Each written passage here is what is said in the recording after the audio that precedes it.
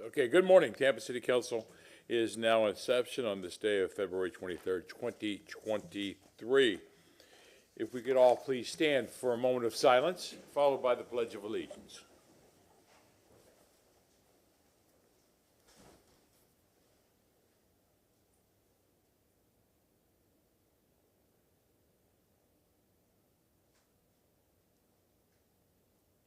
Thank you.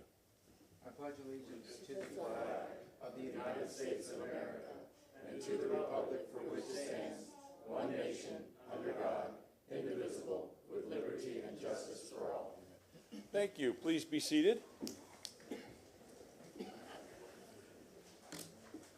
May we have roll call, please?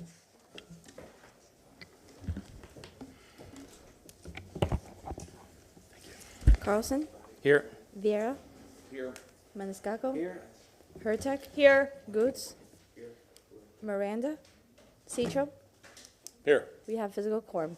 Thank you very much. Councilman Goose will be a few minutes.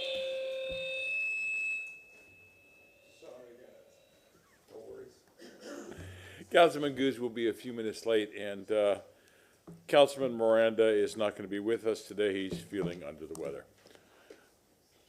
Mr. Shelby. Yes, good morning, Mr. Chairman, members of council. Martin Shelby, City Council Attorney. To be brief, to continue virtual meetings via CMT, I'd ask for the council to waive its rules to allow that. So moved. Second. We have a motion made by Councilwoman Hurtak, seconded by Councilman Carlson. All in favor? Aye. Is there any opposed? Motion passes. Thank you, sir. Thank you very much. At this time, we will now have public comment. Anyone in chambers wishing to give public comment at this time, would you please form a line on my left, your right? This is public comment. And Mr. Chairman?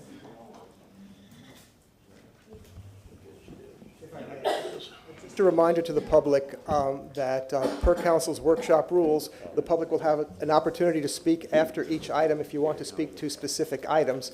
This time is for general public comment. If you wish to speak now towards the items, you may, but please, you'll only have one opportunity. So either speak to the item this morning at this point or after the item comes up. And anything off agenda that is something that is a subject that you wish to raise, now would be that time. Thank you. Mr. Shelby, we have some items on the agenda that if we decide not to take up, people may want to speak to them still. That may be true. Do you wish to do housekeeping at this point, Mr. Chairman, for the continuances, or do you wish to wait till after public comment? I would prefer to go by our agenda, but if we want to go ahead and go through the agenda items at this time, ladies and gentlemen, please excuse me, if you would, at this time. Who do we have that is going to be doing agenda review with us here? Well, normally, for a workshop, there's no approval of the agenda, but Thank being you. as how there are, and Thank you. if council wishes to add that, certainly that's your Then prerogative. is there anyone from staff that would like to help us go through the agenda? If not, we will proceed with that. Okay. As of right now.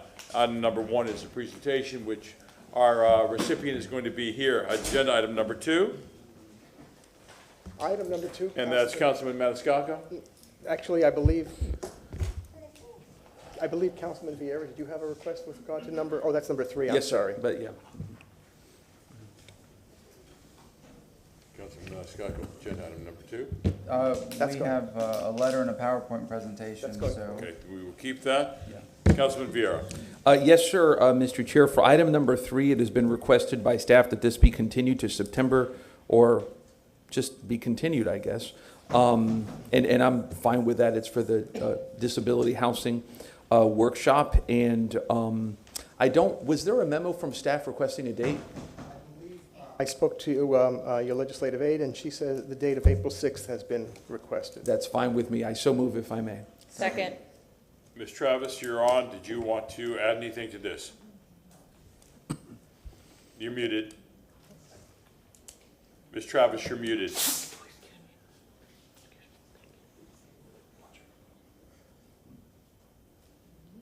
Nope, you're still muted.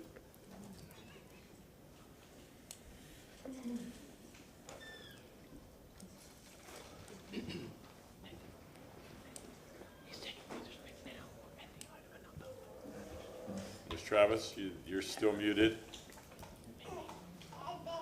IT?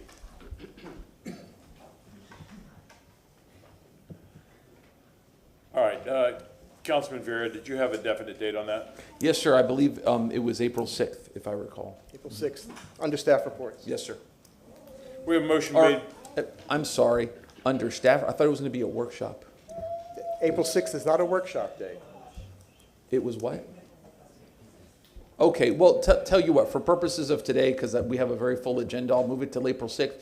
I want this to be a workshop, because I don't want the staff report to turn into a workshop. But for purposes of time, let's do April 6th, and Brandon, if you don't mind, we'll follow up. Thank you. Yes, sir. Ms. Travis, are you there now? You're still muted. I apologize. Poor thing. Council, Mr. Chairman, we can come back, and Yeah. if there has to be any changes Thank to you that very one, much. that's Agenda what- item number 4, Councilman Carlson? Yes, please. Okay, we will hear that one. Councilwoman Hurtak, agenda item number 5. Yes, I actually want to keep this on because I know that, yes, I do want to talk about this. Thank you. Agenda item number 6, Councilwoman Hurtak. Yes, I believe that Mr. Massey has a report for us. Agenda item number 7, Councilman Carlson. Yes. Yes, please. Agenda item number 8, Councilman Carlson. Yes, please. Okay, and agenda item number 9 is both Vieira and Maniscalco. If I may, yes, sir. And just, again, and this is, I'll just very briefly address this issue with all these workshops. And again, I'm not to the substance of any of these. I mean, we're not going to get to all these today. If we do, I'll be very surprised. But again, we just need to limit workshops, but that's for another issue. With regards to this, the Public Safety Master Plan, I got an email requesting this to be moved to March 16th of 2023. Obviously, I have no objection to this. I had spoken with Tampa Fire Rescue with Chief Tripp, who I believe I saw her outside, maybe here. And again, I'm not, and I don't need Chief Tripp. I don't think I need you up here, man. But unless if you wish to, obviously, I have no objection to that. Again, I state that when this does come back to us, because I inquired on this issue before when it first came up, that if something be very robust.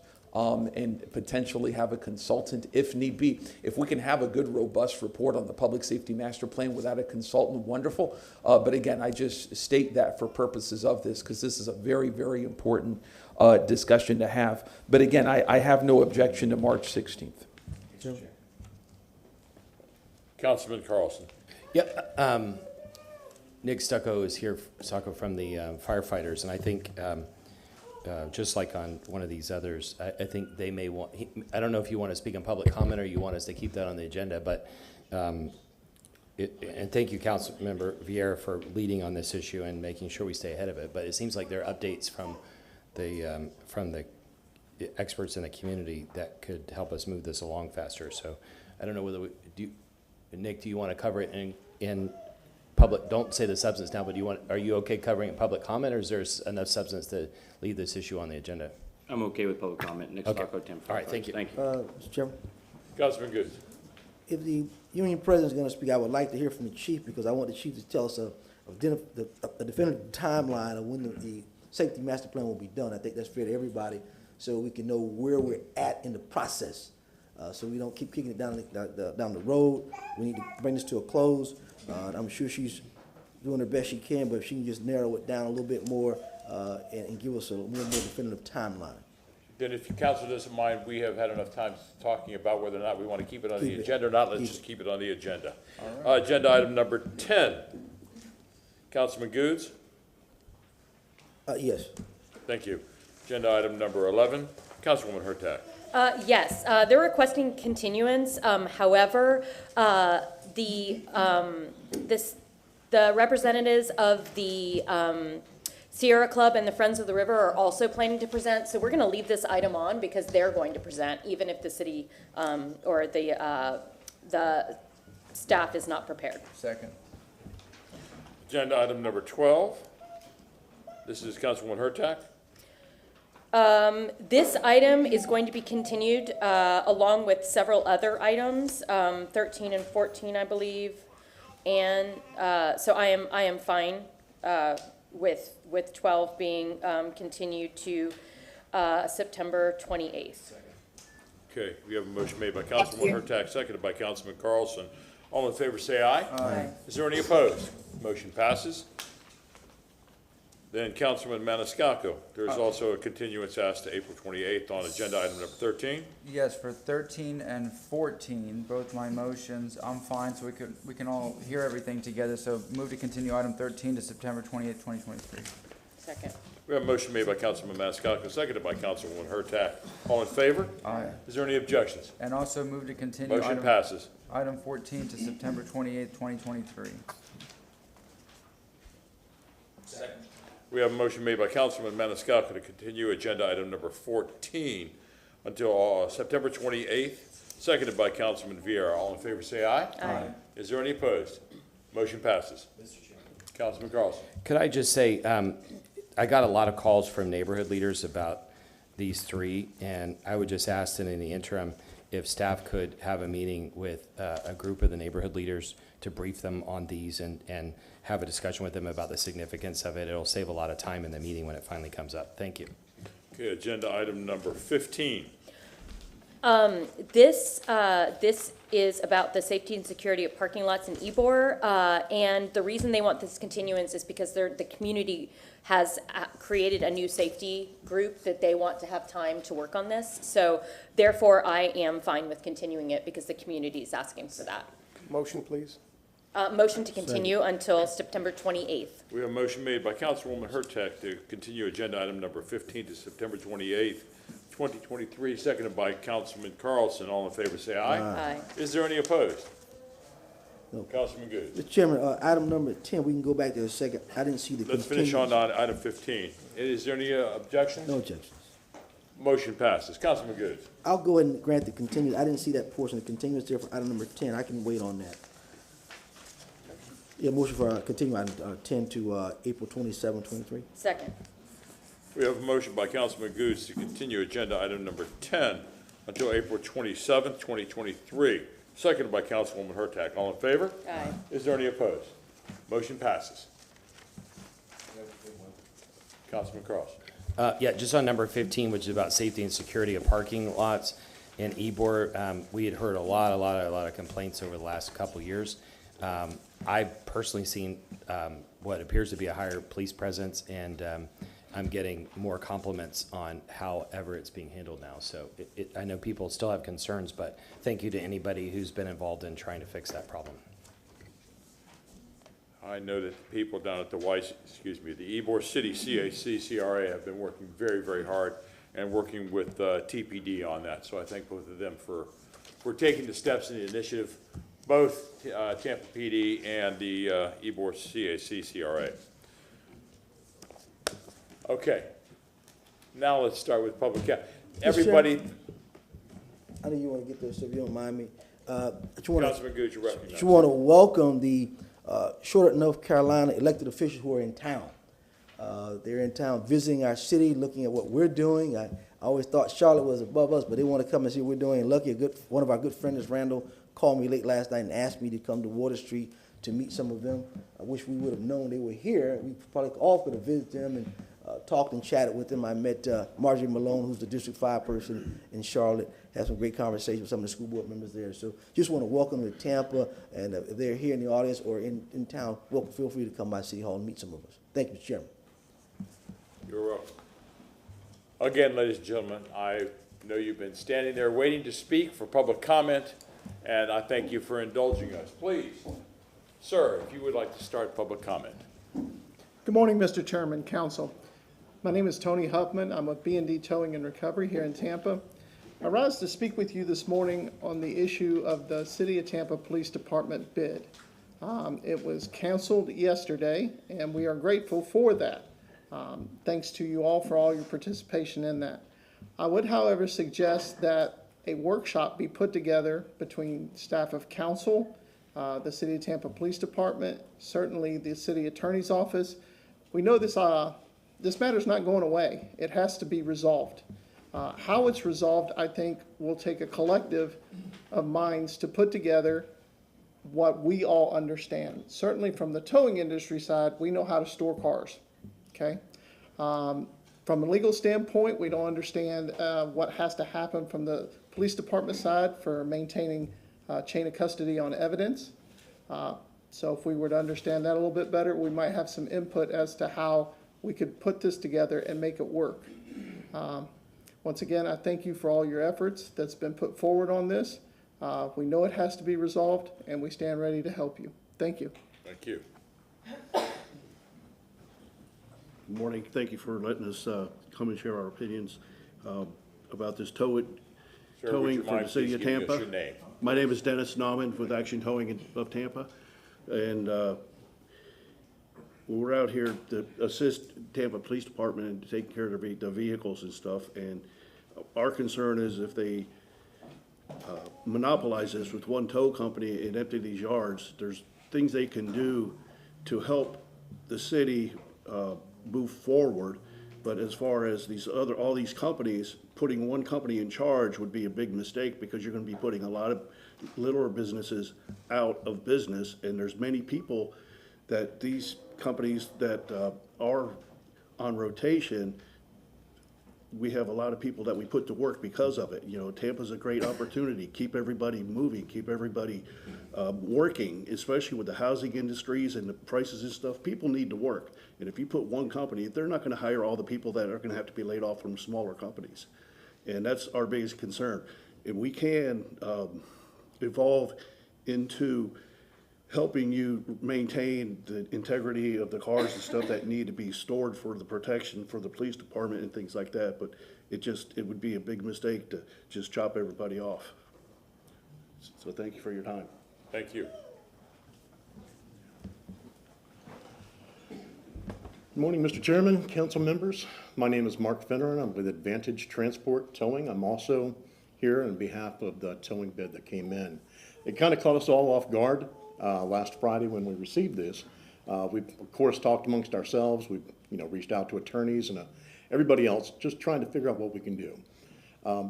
I'm glad that the bid has been canceled.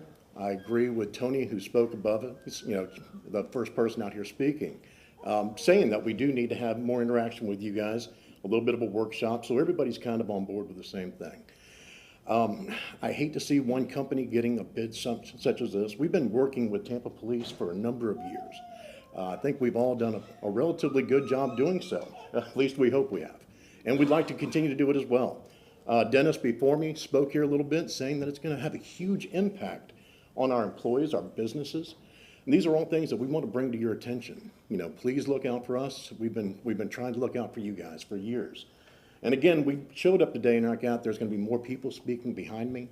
We just want to show that everybody here is trying to work together to continue doing what we've already done and what we've always done for the city of Tampa. And hopefully everybody appreciates it and we can continue working with you guys. Thank you for your time. Councilman Carlson. I don't usually interrupt during these conversations, but I wonder if one of you could describe to the public what happened. Somebody called me about it. I don't think that, just so the public knows, this is not something that city council initiated. It was an RFP that the city had, and I think you all are just coming before us to alert us about it. And so just for the public's sake, could you let us know, please? Certainly. So the bid came out on Friday through Demand Star, which the city of Tampa uses as their platform. Can you give us your name, I'm please? sorry, Tony Huffman again, B&D Towing. So the bid came out, and of course, all the towers who were involved with the rotation list for the city of Tampa started calling one another going, where'd this come from? This is out of left field. Nobody had been notified that a bid was even looming, but it came out. We all spoke with one another, went through the bid packet. In its current form, well, it's dead, but in its post form, it suggested that only one towing company be used for all rotation in the city of Tampa. It also suggested that this company would have to provide impound storage for the city of Tampa Police Department for seized vehicles, fatalities, so forth, vehicles that are normally kept at 34th Street right now. As I'm sure you're all aware, 34th Street is closing down. The city of Tampa is moving to a facility that is much smaller. I'm talking way smaller. In my mind's eye, this was a mistake that was made right from the get-go. Understanding what, property is necessary in order to store these vehicles is something the city certainly understands because they've maintained 34th Street for years. Moving to a smaller facility, certainly, it's not going to happen. But to that end, if you have any other questions, I'm certainly happy to. Councilman Goods. Chief, can you come to the podium, please? I've got some questions because, as I recall, when we, this council voted for the impound lot, I was under the impression that it was going to be able to manage the city.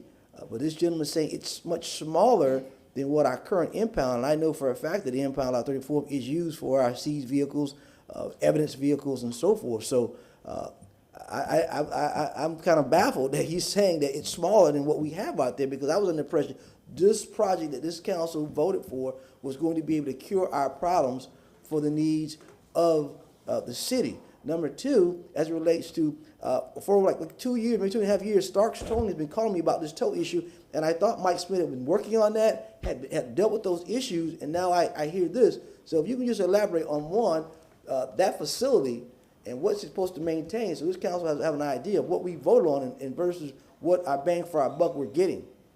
Sure, absolutely. Good morning, Council. Interim Chief Lee Burkoff. Great questions, and hearing from the community is why we pulled that, and we have a listening date session on, I don't have it in front of me, but that date is scheduled. You all should know that date. It's the same date to get the feedback, to amend that, to make it work. Mike Schmidt did extensive research and found other cities that had success using a similar model. So that's what we're basing on, other cities here locally. And the way the needs of that are, the needs that we can accommodate will work for us. It's outsourcing, and that's what we're going to work through with our local community and our tow truck companies to come up for a solution that works for everybody. Okay, the only problem I have, Chief, again, the deal, how smaller is this area we're going to now versus we have now on 34th Street? Well, I don't have those specs in front of me. It's smaller, but to give you the percentage, I don't have that in front of me. I'm hoping again that we'll come back with a workshop, or you will come back and address this once you meet with the community. I'm going to be honest with you. I'm not going to be a real supporter if we cut out our small businesses. Those guys work a lot, they're providing for families. So we have to make sure whatever you're going to do, they have to be fit into equation and have an equal balance. I agree with you. I think we're on the same page, which is why we pulled that as soon as we heard the feedback, immediately with no hesitation. Well, thank you for doing that, Chief, and being a leader on that. Thank you. Mm-hmm. Any other questions for me, John? Thank you. Thank you.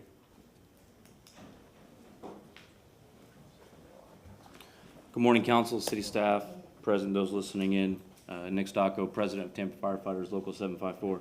I'm here to speak on agenda item number 9, and I understand that a request was made for continuance, so I appreciate the time to allow me to speak in public comment. I'll keep it brief, but just to give some history on this motion, in January 2020, this motion on a public safety master plan was made by Councilman Vieira and pushed by the City Council in January of 2020. August of 2020, the IAFF, the union, produced an 135-page document listing everything that was needed, colored graphs, charts, numbers, percentages, everything by professional and consultants on what the public safety deficits were with fire rescue. Since then, we have not seen much of a public safety master plan. In March of 2021, there was a workshop where consultants were advised to be hired. I appreciate Councilman Vieira's comment on wanting to hire consultants. In March of 2021, it was said to hire consultants, and it would take about 6 months to hire some consultants. That would have taken it to September 2021. If a report was done, where is it? Present it, show us something. And if a report wasn't done, why hasn't it been done?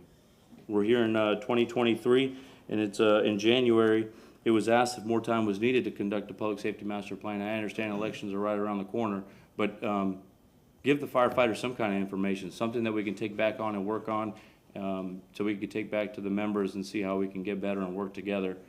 So I ask you all to, I understand it's being kept on the agenda, but I ask you all to ask the questions and provide us with some kind of answers that we're looking for. the firefighters are held to some kind of time frames, and we don't get any extensions, as you all know. When extensions are asked for, they may or may not be granted. We haven't been granted them in the past. So I will be available for any questions, and I could stay through thereafter. I know that we're on the schedule for 2 more agenda items, so I plan on being here until the end. But if you have anything, just let me know. Thank you. Thank you.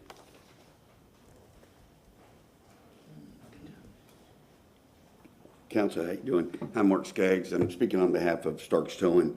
Been in and around the business, towing business for 40 years, and it's just a horrible ideal to one bid. It shuts down so many thousands of people, just the workers, the people that have invested their life in it, and it's just not a good fit for Tampa. They do an outstanding job, you know, keeping up with the cars. If they're, you know, I know Tampa's exploding at the seams or busting at the seams. So, you know, like you say, more communication with them guys, they can solve the problems. My son Brian owns Starks Towing, and, you know, he'd be happy to be a liaison or whatever it takes to be able to speak to you all and let you know what's going on, because I know some of this stuff comes out of the blue sky and we don't know. But I appreciate y'all canceling it now, and hopefully in the future you will. Thank you for the time. Thank you. Thank you, Council. My name is Brian Starks. I'm here obviously for the reason all the other towers are here, for the bid that was opened. I'm glad it is closed right now, but like everybody else has stated, it would be completely devastating to the small businesses, and it's simply un-American to have one company handle a whole city. Like I said, thank you for working on it and getting it closed, and hopefully we can keep this bid closed and not allow a monopoly against us. If you guys have any further questions, I'll gladly answer them, but I think we can come up with some kind of solution. Thank you. Yeah, thank you. Good morning. My name is Steve Allen. I'm the president of the Hillsborough County Towing Association. I have been on rotation for 49 years in the city of Tampa. Yesterday, Michelle Esquinez called me from purchasing department and informed me that the meeting for March the 8th and March the 29th have both been canceled. They are going to contact us in the future when we can get with them and resolve some of this problem. The main thing is they're wanting to give the police impound lot to the bidder. And that would put, we have 34 locations on rotation. Each location has anywhere from 6 to 12 people at a minimum. So we're not talking a couple of dozen, we're talking about hundreds of people that could lose their job. Rotation is a large part of our income. And the way things have went with automobiles the last few years with the new warranties that the new cars have, we don't have the private towing that we used to have. So we have fallen back to where rotation means a lot to us. And to give it to one company, it would be devastating for a lot of companies. South Tampa, we have no malls, we have no dealerships, we have nothing. So we depend on our rotation. And there's sections of Tampa that are like that don't have the hustle and bustle that some of the zones get. Just to give you one little thing that was on the bid, they were requiring a building to hold 50 automobiles and 200 outside. And that's like having to buy a Target or a Kmart building. And I don't believe none of us could afford that. One of my cohort partners told me that he did locate a building, but they want $15,000 a month rent on it. So to take over and do the things that are on that bid contract was just absurd. And we're willing to sit down and work with them. And Michelle Esquinez from the purchasing department said that after the end of March, they would get with us and we could go have a meeting with them and try to resolve this. But basically, they're wanting to move the impound lot into the private sector. And with the type of vehicles that they hold and everything, it's going to be awfully hard to maintain okay, well, thank you. You got 30 seconds. Oh, 30 seconds. Okay. You know, to give it to one company, you know, they're going to have about 12 vehicles that are required. And more than likely, they have a company already who says that they have to have been in the towing business for 5 years in Florida. So everybody else is going to suffer. The whole rotation will hurt. Thank you. Thank you.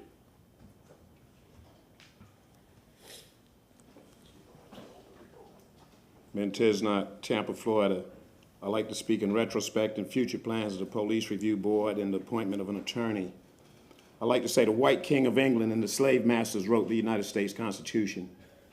How do you live in a country that protects democracy and capitalism, but the government that protects capitalism have qualified immunity?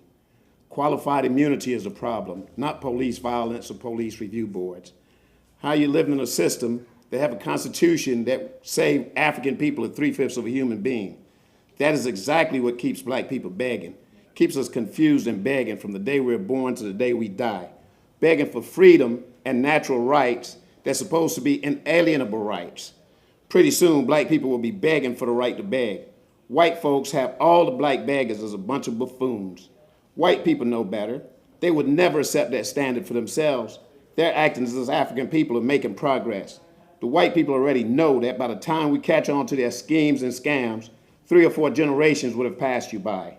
It is like snake oil remedy or the prescription drugs and the pharmaceutical companies that would cure the problem, only to find out 50 years later the snake oil and the pharmaceuticals was the problems and the manufacturers knew it all along. We do not need any police review board. We need a clear shot at the police and any other government agency with the removal of qualified immunity. We need for the police and any other government employee to be susceptible to lawsuits, to live under the same law everyone else live under, not the king's law or by the king's standards, by regular folk standards. Do you think that these judges that have locked up Africans for 30, 40, 50 years, lifetime sentences for victimless crimes, do you think that nonsense they would be getting away with successfully if they can be sued? Capitalism is great until the poor and working class people can take advantage of it. We are 26% of this population of the city of Tampa, and we should demand 26% of the city budgets. We have the right to reparations, and we should demand our reparations and stop all that begging. We have to start holding the city of Tampa accountable and all of its elected and business leaders responsible for the conditions of African people in this city. When white people beg, they know what to beg for, such as in the case of Ukraine, where they installed a puppet government and a comedian as a president, and he's out begging for what? Offensive and defensive weapons. He isn't begging for speed bumps and roundabouts and parks and recreation. He's begging for weapons to defend his people so they can have the right to self-determination. And that's what the white people here have to understand. You have a duty and responsibility to see that African people rise, not to keep us begging and begging for dumb stuff. Those days have to come to an end. Thank you very much. Thank you. Good morning. Keela McCaskill. I don't have an item on the agenda. I just wanted to come this morning to thank Chief Bennett, he's not here, but to thank him, the police department, the fire department for coming out to some of the community meetings we held this month on mainly Nebraska. And I know they're limited in staff where it comes to the fire department. They're limited in staff when it comes to the police department, but they took the time to come out and address the concerns as it relates to the homelessness situation on Nebraska, sent their team out, teams we didn't even know that existed amongst the police department. So we definitely need to get them some help because the issue has grown. But they came out, addressed the needs, and even embraced the community as to how we can move it forward collectively. I am coming, though, in addition to that, I wanted to address, not too long ago, I came along with some community members, and the city was going over the raises that they were going to offer to other staff members. And we discussed amongst ourselves that our city council members, a very active group, this included Councilman Dingfelder, a very active group of city council members, quote unquote, in a part-time job, isn't paid a salary that's the same as other cities that's grown to the size of the city of Tampa. So we came as concerned citizens saying, hey, we want our active group of city council members to have a salary that is comparable to other areas similar. Not a raise, but just get paid for the job that they're doing. It's not a part-time job if you're doing it right. If you're doing it right, it's not a part-time job. It requires you to read, comprehend, get here, make, hear, 12, 14-hour days of hearing our concerns. We felt that the salary you're on now, according to housing and anything else I look at, you qualify for affordable housing. You qualify for assistance. We want you to have a salary that actually is comparable to other areas that's paid that. So what was more baffling, I'm new to the whole political thing, it made it to the budget. And I try to follow these processes. We made the recommendation. It made it to the mayor's budget. But yet our recommendation is now it's used as a bat to you all politically. So we made the request. It made it to the mayor's budget, and they're beating some of you up for your vote to approve the budget that the mayor had on the budget sheet for you to approve. I feel like it was a setup, and I feel like, the community made a recommendation. It made it to the budget, which seems like it was going the right direction, and now we're seeing it be used as a bat. So I'm sorry that you have to go through that. I stand behind the decision that you need a raise. It needs to go to what's comparable in other major cities. So I just wanted to say that publicly, because it was our request publicly to give you the increase. Mr. Chairman? Councilman Goods. Well, I appreciate the young lady coming forth and saying that. It has become political. And I'm glad that the citizens aren't fools. I'm glad that the citizens see the foolery that goes on. We never asked for a raise, but we know that we're not paid like other cities are paid. And the amount of work that we do, some of us do on a daily basis, doesn't constitute a part-time job. And the charter doesn't say anything about a part-time job. It just says a job. So it has become an attack on some council members. And again, I thank the community for always stepping, understanding the foolery that goes on. And I believe we were bamboozled into that, but I still stand by what I originally voted for, to approve that. And I hope going forward, in a few months or so, we can be able to approve that and do what the citizens ask us to do.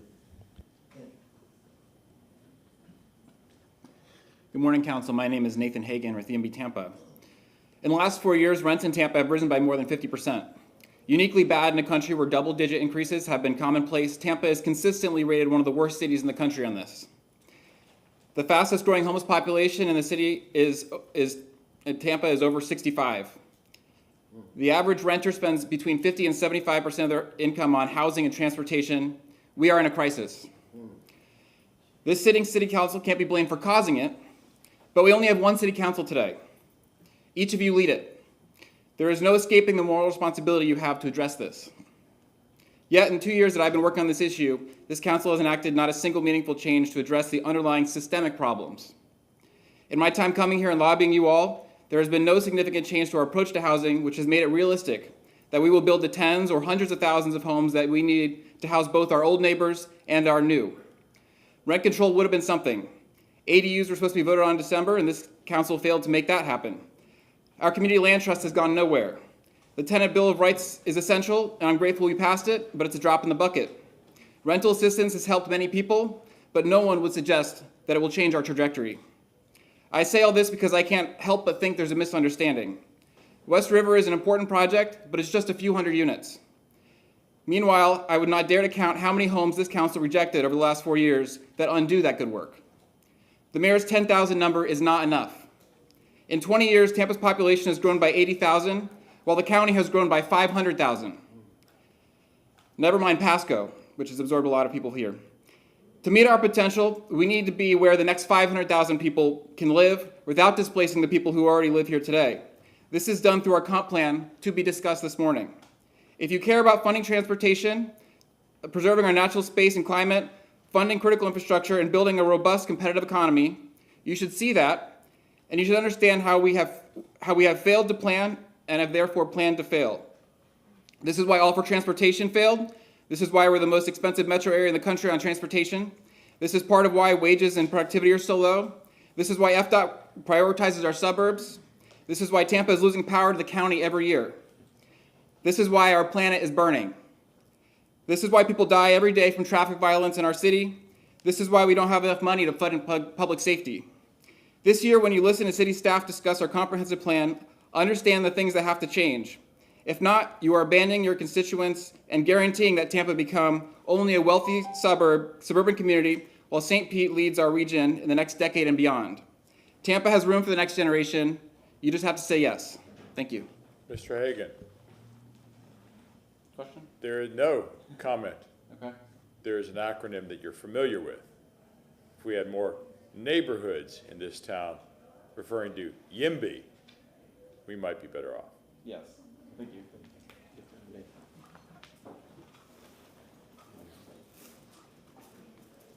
Hi, I'm Mara Afzal. I live in Armory Gardens, which is in West Tampa, and I've seen firsthand the impact of the housing crisis on our community.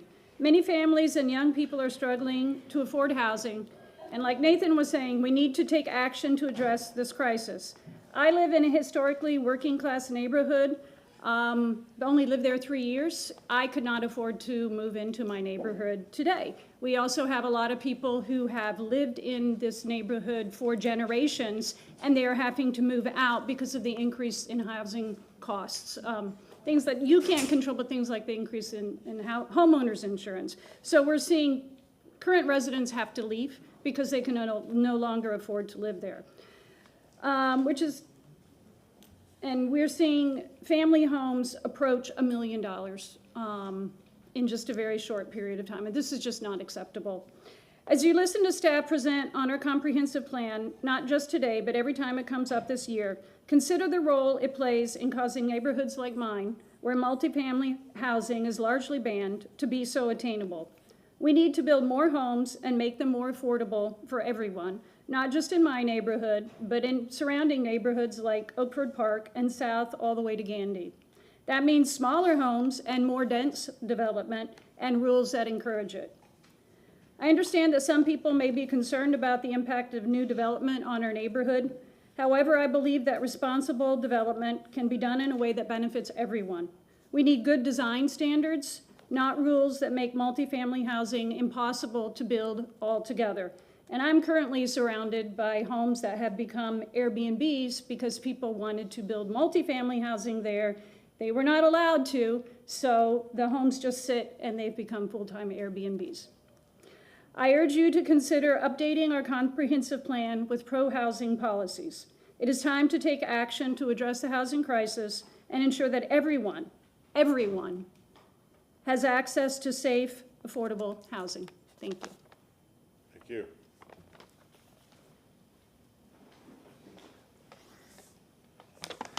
Good morning. My name is Bobby Creighton. I live in Ybor Heights. Just wanted to provide a definition for anyone in the audience who isn't familiar.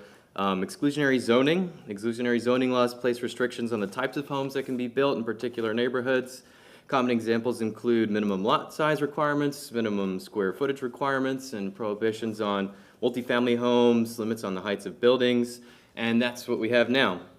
Today, the Planning Commission is going to talk to you about future land use recommendations. They're going to recommend that we unshackle our city from these restrictions so we stand a chance to be successful in the future.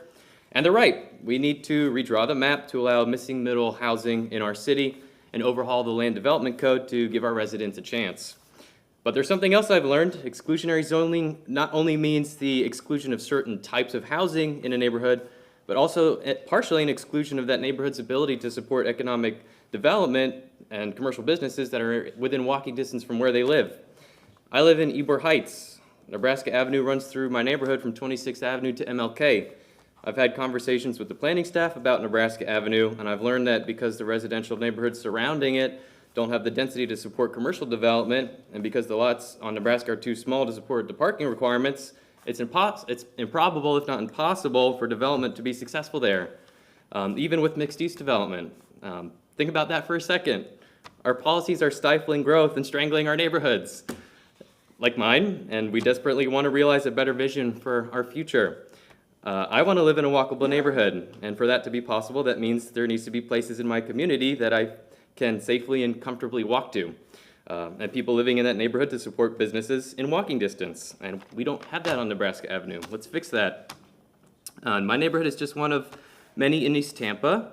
We can offer developers a greater variety of housing types for them to best maximize the potential for housing in East Tampa. We would have more people and more dollars in East Tampa to be able to support the commercial economic development that we want so badly to occur. The East Tampa CRA has many grants ready now to stimulate housing and economic development. We have the Tenant Ready program, the Business Enhancement Micro Grant, the Restaurant and Food Services Grant, the upstairs residential conversion grant, and the business pre-development grants, and they're all out right now. What are we waiting for? Now is the time to act. Let's do something to break the cycle in East Tampa. People have a history of coming together in Tampa in very unique ways, and I feel we all have a duty to ensure that remains a part of our future. If the land development code says that we can only develop into the suburbs forever, we all know that that's an unsustainable trajectory. Please do the right thing and the smart thing for Tampa and consider supporting the Planning Commission's policy recommendations for missing middle housing so that our city can continue to thrive. Thank you. Thank you. Well said, Bobby. Good morning. My name is Maida Martinez, also known as Mimi, and I am the current president of Ybor Heights Neighborhood Association and also the current watch group coordinator for Ybor Heights as well. Today, I'm here to also mention how important it is for our comp plan and our land use updates support increase in housing and housing density. Specifically for Ybor Heights, there is a great opportunity for us to develop the Nebraska corridor to provide more housing and also to attract wholesome businesses. Currently, the Nebraska corridor, it's no secret, it's infamous for homelessness and prostitutes. They're easy targets, but they are just a consequence of what has been going on in the Nebraska corridor for decades. We have 2 sex trade motels. It's no secret. Everybody knows they're there. We have a large amount of blighted buildings along the Nebraska corridor and vacant lots that serve the current residents no use whatsoever, no purpose. At the same time, we're trying to provide extra housing to bring people in. So we have to keep that in mind, because if we're going to bring in more residents, at the same time, we have to economically develop Nebraska corridor to provide services to those residents. Currently, right now, the homeowners in that neighborhood can't even go down Nebraska corridor for a cup of coffee, a slice of pizza, an ice cream cone. We have to go to other neighborhoods to get those services. Walgreens left our area, so we have no pharmacy in our neighborhood right now. So I just think it's really important that City Council understands that I do support increase in housing, and we do need to keep people here and not displace them. But we have to do both at the same time. I mean, if we're going to keep bringing in residents, we have to be able to provide them a quality of life where they can walk down the streets, so we can have Nebraska corridor as a main street for our community. People can walk and bike down there. Right now, if we just get resident top heavy and they don't have any businesses to support those residents, it's kind of like lopsided. So I just really stress upon City Council to keep that in mind, especially for the smaller neighborhoods like Ybor Heights. It doesn't really get too much attention. The homeowners that live off Nebraska corridor, they want to be in this area. I mean, if that's not a true testament to how committed people are to staying in the area. I mean, we still live there. We know we have to drive to other neighborhoods, but we still choose to be there. So we are fighting hard as much as we can to try to uplift the Nebraska corridor. And the comp plan and land use zoning is one of those tools that we can leverage to bring us up. Thank you. Thank you. Mr. Chairman. Councilman Goods. Mr. Shelby brought something to my attention. Excuse me. If you don't mind, I'd like to get the chief, I'd like to make a motion in reference to the tow situation, that before any RFP goes back out, that this council is in a workshop or information brought back before anything moving forward with the tow company. We have a motion made by Councilman Goods, seconded by Councilman Maniscalco. Any further discussion? Yes, yeah, may I? Councilman Hurtado. Thank you. I would agree with that, but I would like to make an amendment to have some financial background for why this is a good idea to privatize instead of keep it in-house. So I would like some numbers attached to that report. That's fine. Take So. Mr. Shelby. Councilman Goods, did you want to see, the chief is here and he had referenced this, would you want to see how much time it should be That'd be before it fine. comes back? Chief, If how much you time want do to you have, need to- if you want to have it on the agenda. He's there, I'll ask him. I would need some time to have that listening session and get the feedback from that, and then to prepare after that, so. What are we saying, 2 months, 3 months? Yeah, that would be 90 good, 2 days? months. 2 months, 60 to 90 days. All right, 60 days, all right. What would that be, Madam Clerk? Do you want to take a Madam look at Clerk, that? 60 Did you days? want that as a staff report? Hey, that needs to be in a workshop, make sure we get that. You want that as a workshop? Yeah, that needs to be in a workshop. April 27th April 27th? is the workshop. All right. Madam Clerk, is that good, April 27th? All right. Do you accept the amendment? Yes, sir. Second, do you accept the amendment? Councilman Carlson. Chief Burkall, could I just ask you a quick question? And first, I should remind the public again, this is not something that was handled by City Council. The public comment is a chance for the public to give City Council feedback on other things that are happening in the administration, and then sometimes we can intervene and sometimes we can't. But Chief Burkall, I wanted to ask you, how is an RFP like this handled? Does your department directly handle this, or you go through contract administration or some other I'm department? going to have Mr. Morris come up and speak on that.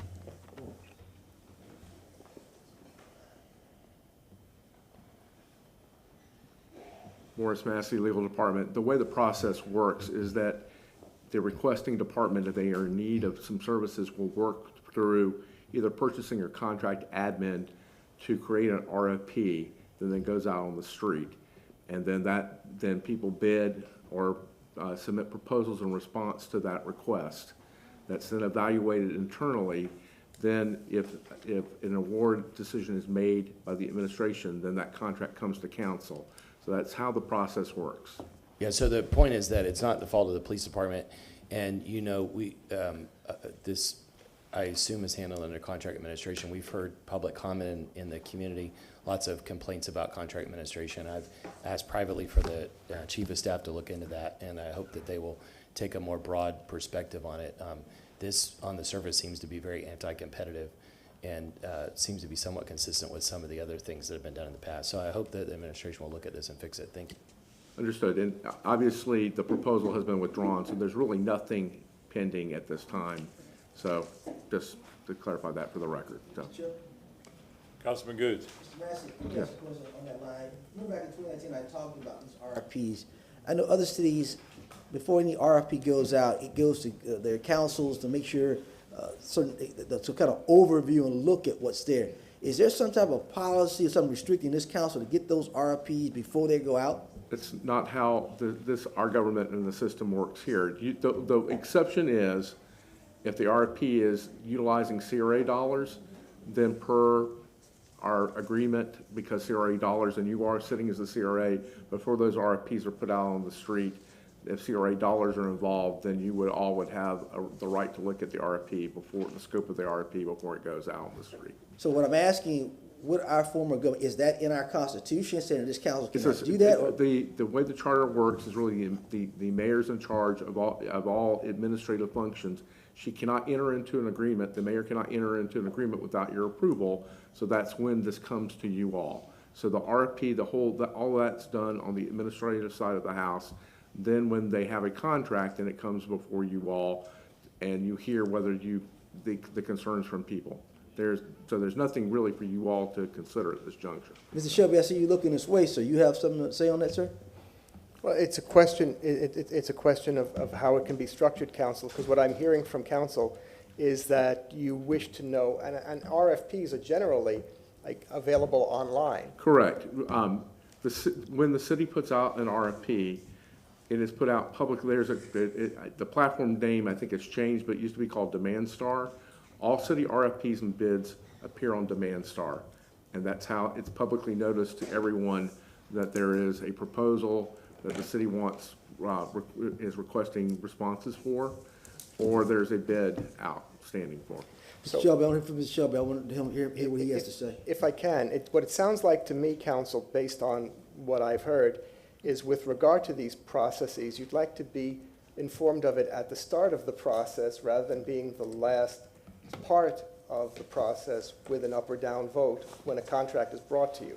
And perhaps working with the administration, working with the legal department, some mechanism could be brought up so that there's a process that you would know of this rather than individually having to go through a process that I'm not familiar with to look at the RFPs. Well, and let me just suggest, I am not the expert on purchasing per se, and Chief Bennett has out of the office, cannot be here today. These are larger type of discussions. They're major changes the way that we operate. I would suggest that these are discussions that we should have with those folks present, because really, Mr. Shelby, could you kind of see what some guidelines are These things keep popping up, and then council's put in the middle in the end, and the community thinks we're responsible.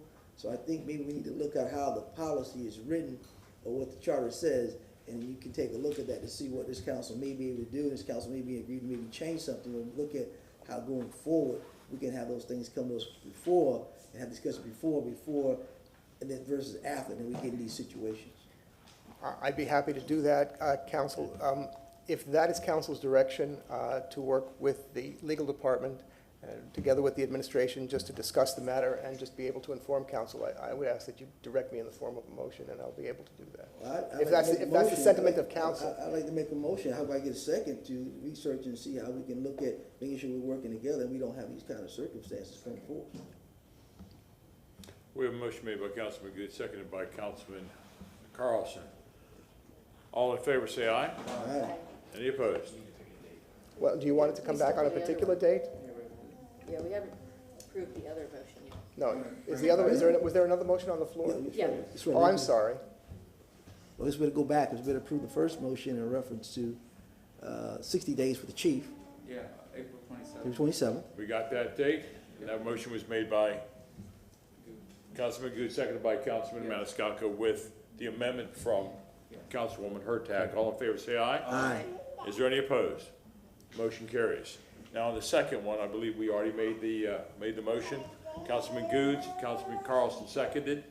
And that is to come back with information regarding a process to inform city council as to requests for proposals, requests for qualifications earlier in the process, in some form or manner. Yes. Okay, thank you. What time? How much time? We need the date on that, please. Well, this will be a preliminary discussion. It'll be a brief staff report, so however soon you want it, as soon as I can be able to 60 get days? with the administration and with the 60 legal days fine department. for you? Pardon? 60 days fine for you? That would be fine. Get a date. Let's have a definite date, please. April 20th? April 20th, is that good to you, Councilman Goods? Yes, I could We have a do- motion made by Councilman Goods for April 20th for this to come back, seconded by Councilman Carlson. I was going to suggest that you want that in the form of, you want to have a presentation, or you want to just do a written report? I'll do a written report, and then council can decide what. Presentation. Okay, thank you. All in favor, say aye. Aye. Is there any opposed? Thank you. Motion carries. Councilman Carlson. Yeah, I just wanted to add in, I don't think you have to get up, Morris, but I wanted to add in for the public's sake, since there's a lot of rhetoric out there right now, every time we try to reestablish the powers of city council, somebody says we're trying to take away the powers of the mayor. And it's very clear in the charter that city council approves budgets and we approve contracts. And we saw in the case of the settlement agreements that 4 years of agreements were illegally approved because of a 2-paragraph opinion by a city attorney. And we don't know what else has been done. So we need to try to get a hold of these things and not let people change the charter. What happens on the RFPs, I'll give you one example, the Rome Yard project.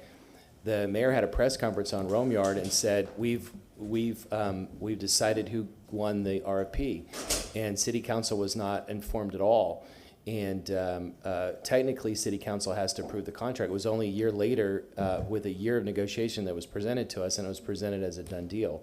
And so Morris says, I would just ask in this review that if the administration makes a press conference or statement that someone has been awarded the RFP, I think that is almost like a verbal commitment, although the city can't get a commitment without city council approval.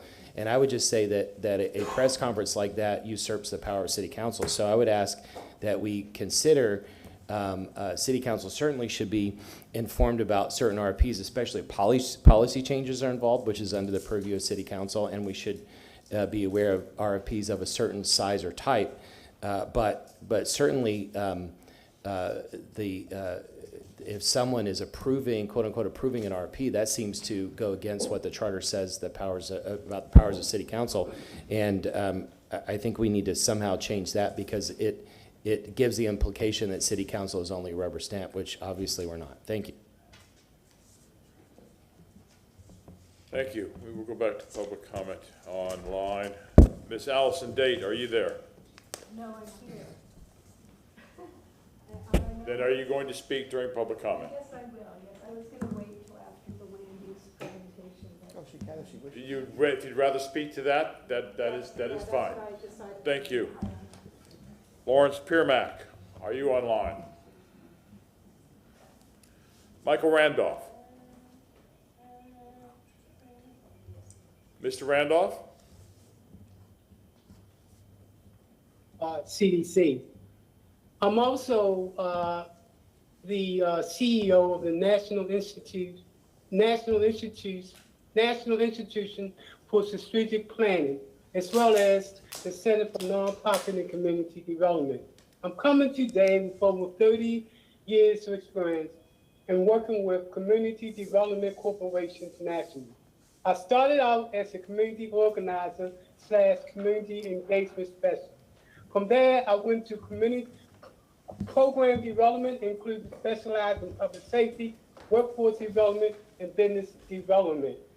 From there, I went to community strategic planning in the area of community comprehensive programs in distressed neighborhoods. In terms of training, nationally, I've been trained by the LIST Foundation, which is the local initiative for support corporation, as well as the community partners. Collectively, they cover the entire United States. Locally, my training includes USF and their community redevelopment program. I received certification. From there, Plan U, in which I received information on certificate for community business development. From there, Florida Housing Coalition, then NAB and HUD, Bank of America, Community Business, Small Business Association, and SCORE. Had an opportunity to speak at the grad program at the University of Florida, as well as Johns Hopkins University. So as you see, I come with a wealth of experience in terms of community development. Our next community meeting is going to be on March the 16th, West Tampa CDC, to talk about next steps in terms of community engagement. Thank you for giving me an opportunity to give a little bit of information about me in terms of my background, so that you can understand my thinking when I come on and talk about different programs or projects. Again, thank you. Appreciate everything that you do. Mr. Premack, are you there? Yeah, and there's an attorney that runs that. His name is Jason Bear, I believe, B-A-R-E. And if you Google him, he's out of Fort Lauderdale.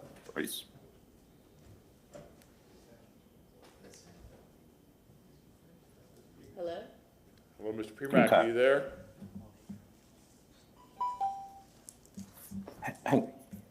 Mr. Premack, are you there? Yes, I am.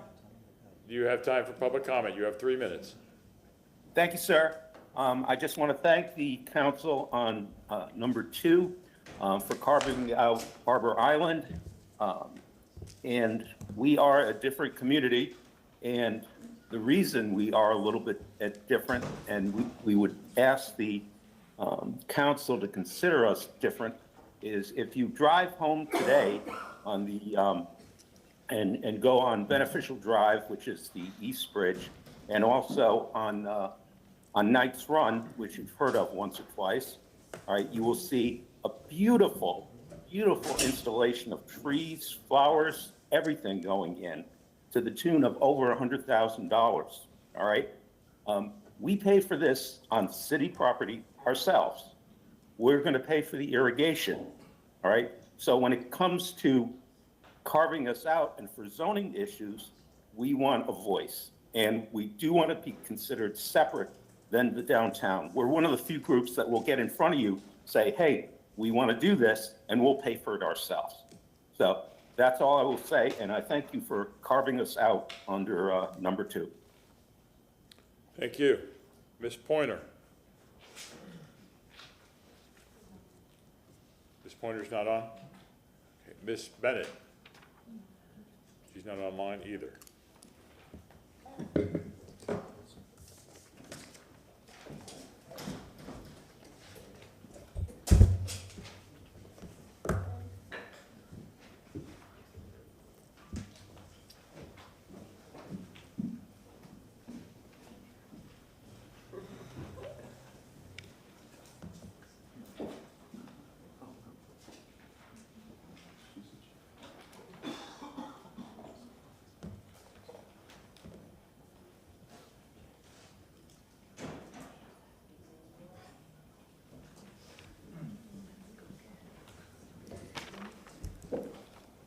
council members, ladies and gentlemen in the audience, ladies and gentlemen that are watching us, it is often said that sports builds character. I say sports reveals it. Today we have a man, some of you may know that he is a quarterback for the Tampa Bay Buccaneers. And his character was revealed on December 29th, 2022, when there was a helicopter crash off of Davis Islands, where he and his brothers, on personal flotation device, jet skis, there you go, thank you very much. It'd be awful hard in life preservers. Went and rescued 4 people that were trapped in the water from this helicopter crash. And I felt that it was necessary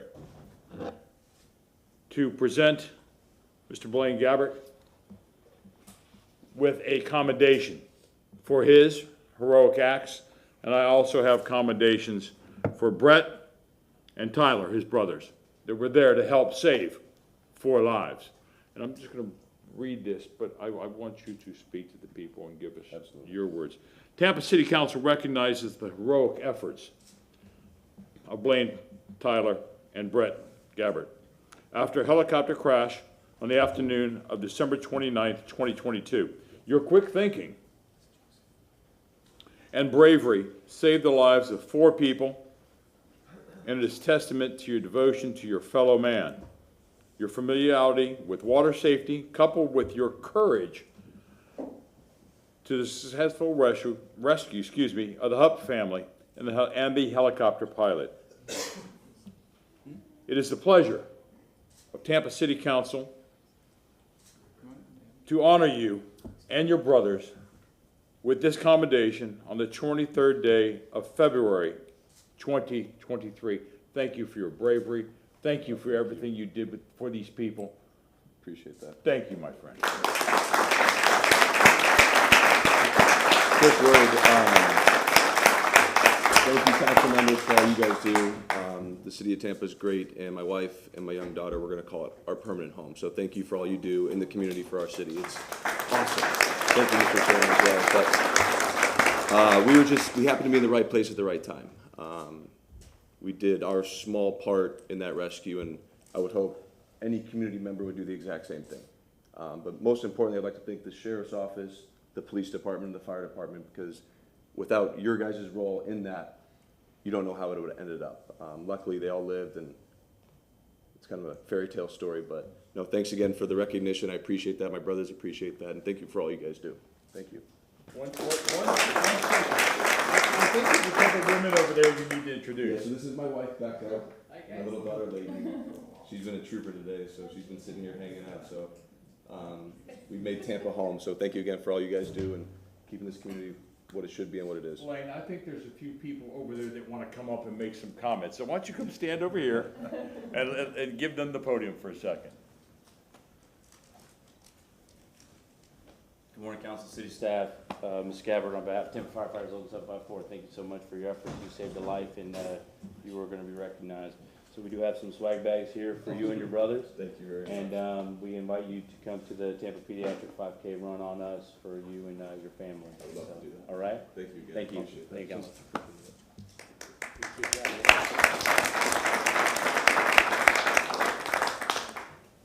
Morning. Morning. Council members, citizens, Dansville, Tampa Police, Warner Blaine. Good to see you. I have no doubt that day, without your quick thinking, fast action, you and your brothers, that outcome would have been severely different. We were very thankful to have you there.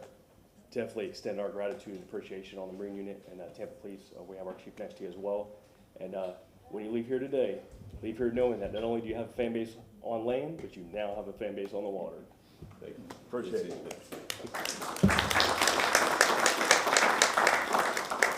Corporal King with the Hillsborough County Sheriff's Office Marine Unit. We appreciate your help out there. We get paid to do this, and he did it just on his own, and we appreciate that. Anytime you want to come out on the boat, come out. Would love to.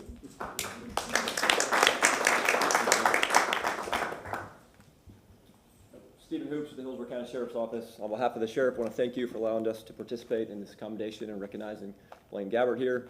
We're very fortunate to have the working relationship we do have with Tampa Police, Tampa Fire, as well as Hillsborough County Fire. Have great equipment, 24/7 operation, but he beat us to the punch, and we're thankful for what you did, stepping up to the plate with your heroic action, so thank you very much.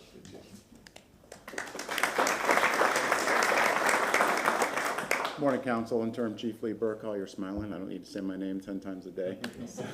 Blaine, thank you so much for what you've done. This is true community policing, like you said. We hope that everybody would do the same thing, but you stood up in that situation. You saved lives. You worked with us. Unbelievable. We're so grateful. The community is so grateful. If you remember, I gave you a hat. I have 2 hats for your brothers today. Awesome. I also have a certificate to make sure that you come and ride with us on Marine Patrol. Absolutely. So, thank you.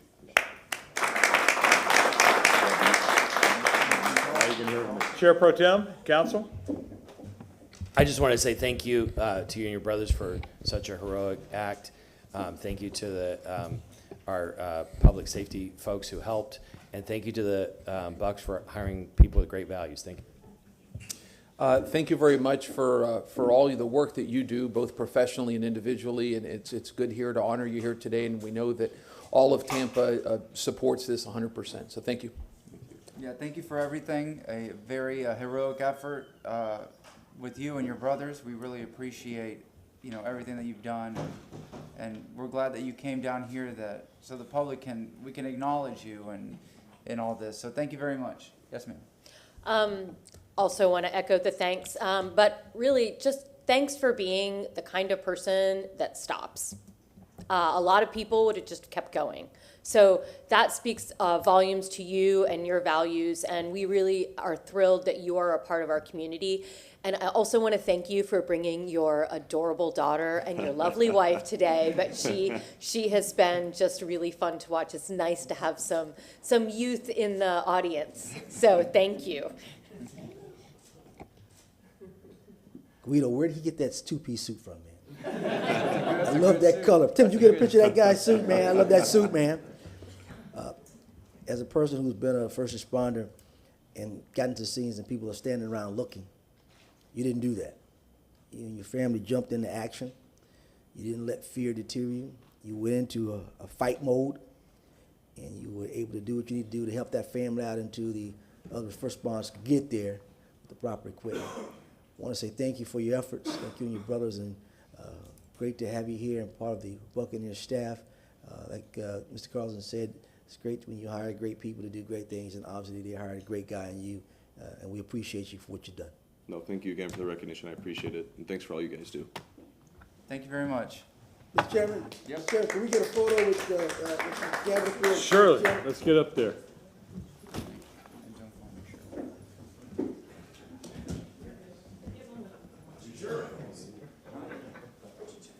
You're the star.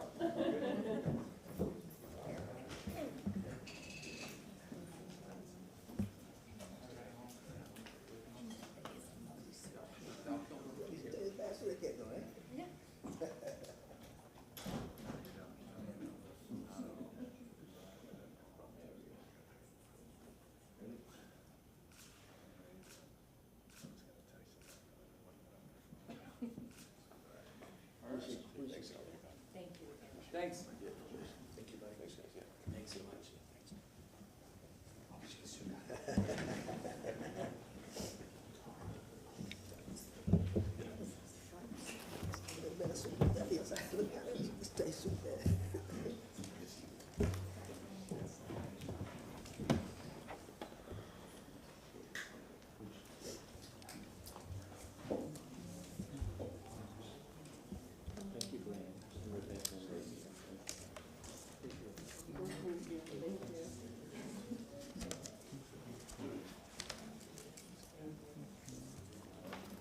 All right, thank you very much. We will go to item number 2. We have folks from the Planning Commission here today with a presentation.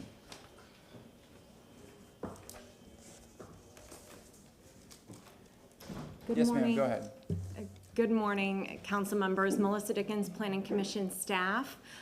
We're very excited to share these recommendations with you today. We're pleased to introduce Alan Steinbeck, who is our consultant on the recommendations to modifications to the future land use section. This is a result of about 10 months of data and analysis, listening to the community, to stakeholders, to city staff, our staff, elected and appointed officials, and we're really pleased to be able to share this with you today for your input. We also wanted to share for anyone who's listening that there will be other opportunities to provide input on the details of the recommendations. After we hear your feedback, we're going to be going back out to the community to present more details, get additional feedback, and we want to thank everyone who's been involved in this process, who's come out to the meetings, who's here today. We really appreciate the input from the community. So with that, I'll turn it over to Alan. Thank you.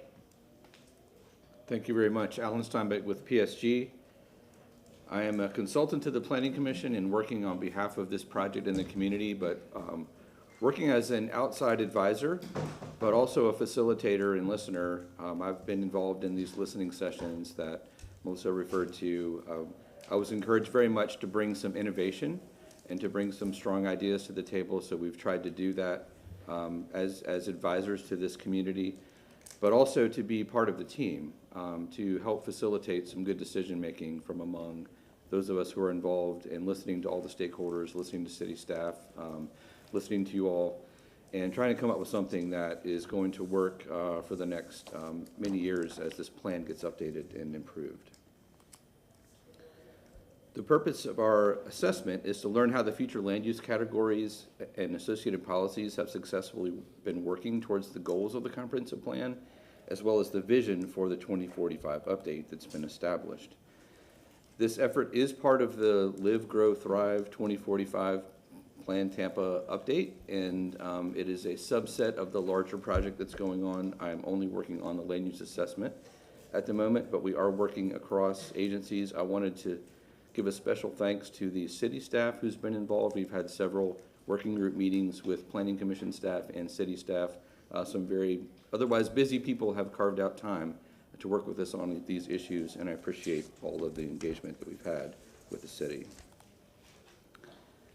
The vision for the comprehensive plan has been established. It's based on a first wave of public input where there were over 1,500 responses to surveys throughout the community.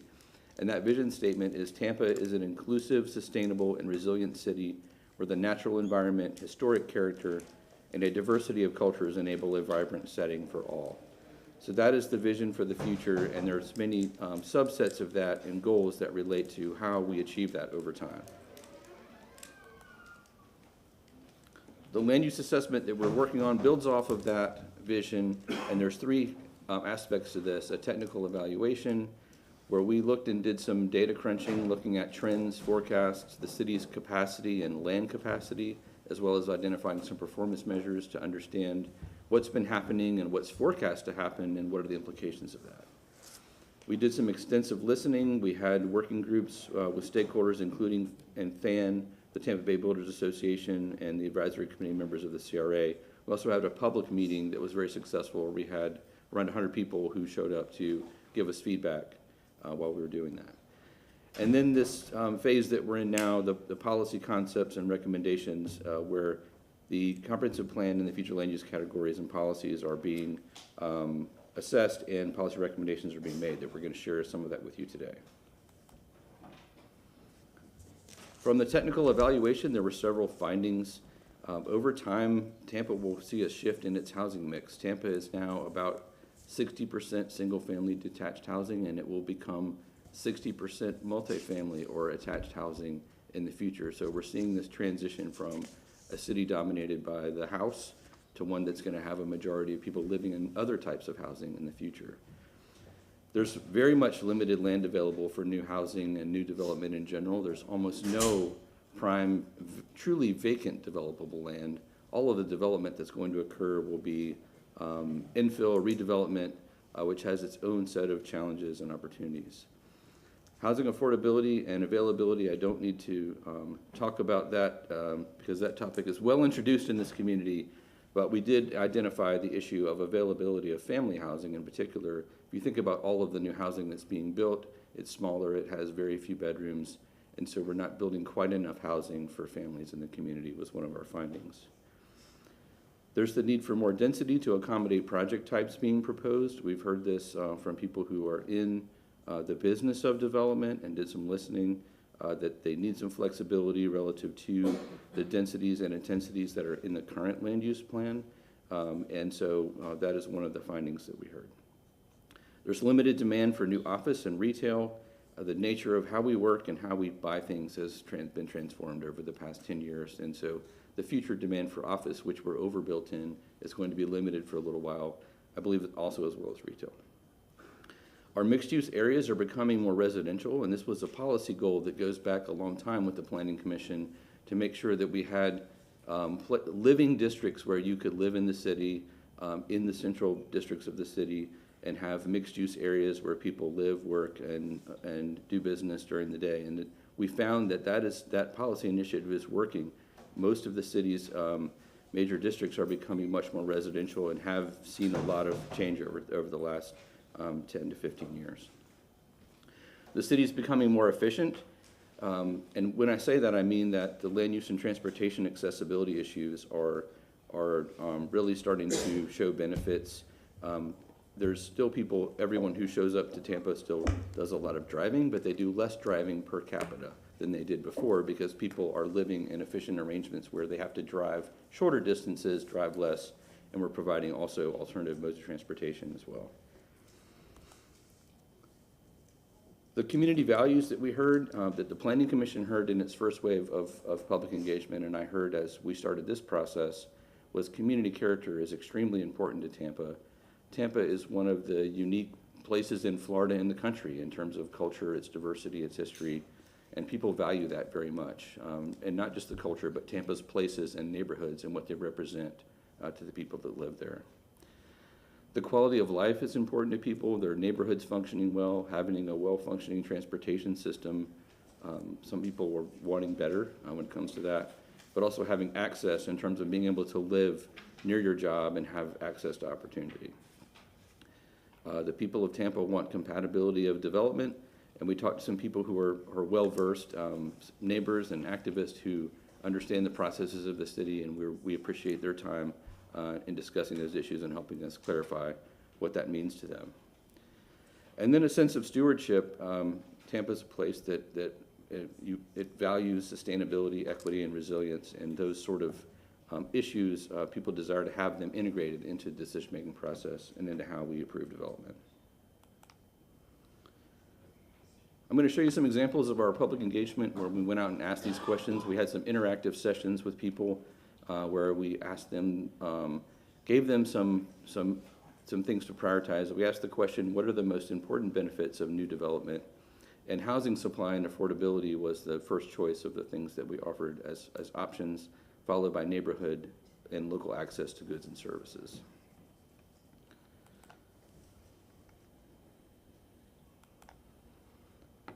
Another example was what are the most problematic impacts of new development? The first and second choices were related to transportation, lack of connectivity and supportive transportation options, and additional traffic congestion. So the third choice was gentrification and neighborhood destabilization.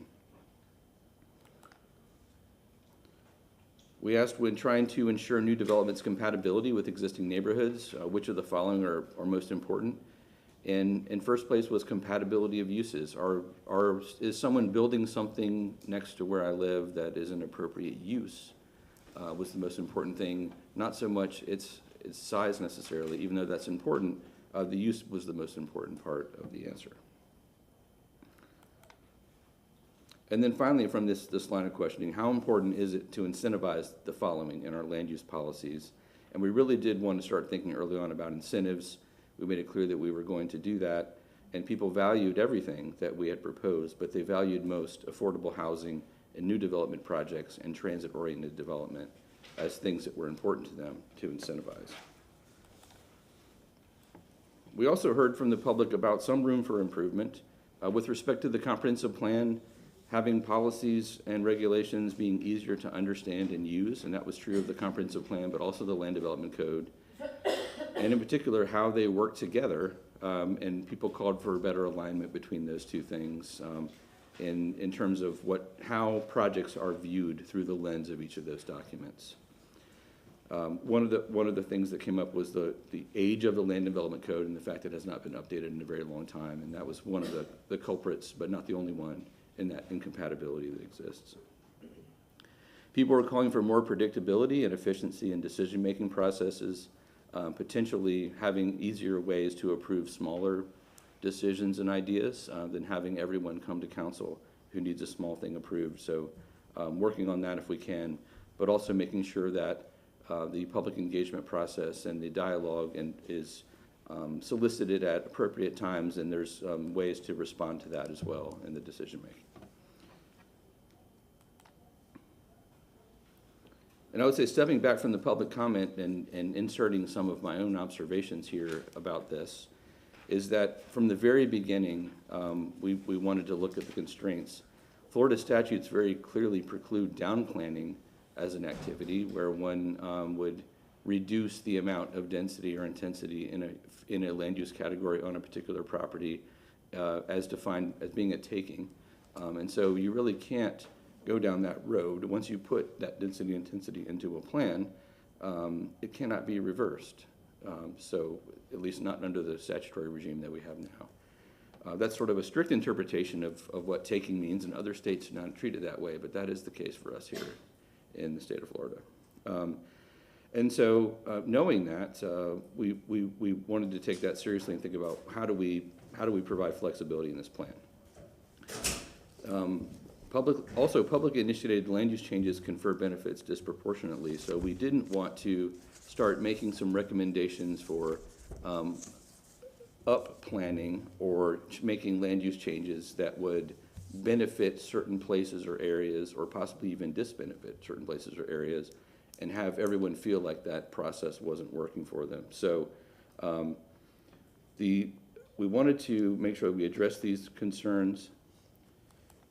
And my recommendation early on was to not up-plan and not increase the densities of future land use categories, even though many of the projects that are happening in the city now are requiring additional densities and bonuses to really make them work, to find out a better way to do that than to increase land use density intensity. So I'm recommending to not create new land use categories, not proposing any map amendments in this update to the comprehensive plan, but do a few things like retain the mixed use criteria and the step up in FAR allowances that currently exist in several categories in the city. The way to approach the land use update that we are recommending is to establish a new regime of density bonuses that would apply much broader than the current approach to density bonusing that you have now. It would establish bonus ceilings above the current maximum for each future land use category, so it would be virtually citywide in terms of the ability to have bonuses in different parts of the city. It would enable bonus categories that can be stacked, so you could have one type of bonus that you take advantage of and then borrow from another bonus and have an additive bonus based on different things that you do in a project. We'll have a chance to look at that in a second and talk more about that. And then define when and where bonuses can be used in general. And I say this about the comprehensive plan because the comprehensive plan has, I would say, a responsibility to define locational criteria and where things where policies are applied in general, but it certainly needs to work in concert with the land development code to specify some of the details. The benefits of this bonus structure are that it enhances the established growth management strategy of the future land elements. So by not changing the underlying future land use categories, we're sticking with the plan and the growth management strategy that has been working for the city over the past, and also putting in place something where public benefits result as bonusing occurs within a development project. It greatly increases the role of affordable housing provision in qualifying for bonuses. Right now you have some opportunity to do that. This would open up that ability on almost all throughout the city, depending on how the land development code would read. More future land use categories are included in the bonus structure, so more flexibility and fewer comprehensive plan amendments needed which is a benefit administratively, but also a benefit in terms of time and people needing to get projects to market. Second slide on benefits, really this is the key for me. It puts nothing in place that cannot be reversed or calibrated. So the bonus structure and the nature of bonuses being optional does not confer a permanent development right to someone by virtue of putting it into place. It's an option that they can use. And so this is a way to allow something to be put into place that has the flexibility of being updated, changed, calibrated to conditions or to incentivize certain things, and gives the Planning Commission and the city the flexibility to work through that in the future as the plan and the policies are tested. It gives the city the flexibility to define how and where bonuses are applied, so there's a significant responsibility placed on the Land Development Code about some of the details of this. The plan would apply the framework and provide that to happen, but the bonuses would need to be defined in the Land Development Code. And then more flexibility in how projects are approved, in keeping with some of the drive now to have flexibility in implementation of projects. The bonus types include affordable housing, transit-oriented development, and neighborhood nodes, and I'm going to talk about those three in more detail. But the list also includes efficient and resilient buildings, which is, I'm renaming the term green building to be efficient and resilient. And that would benefit those types of projects. The gray water, which is a mandate from the statutes, and the other incentives that are currently in the plan, the mixed-use projects in the CDB periphery would be retained. So as we looked at this, we wanted to really focus on what the comprehensive plan is able to address. And so these regulatory incentives of density bonuses is the central part of that. There are also some approaches outside of the comprehensive plan that many local governments are instituting.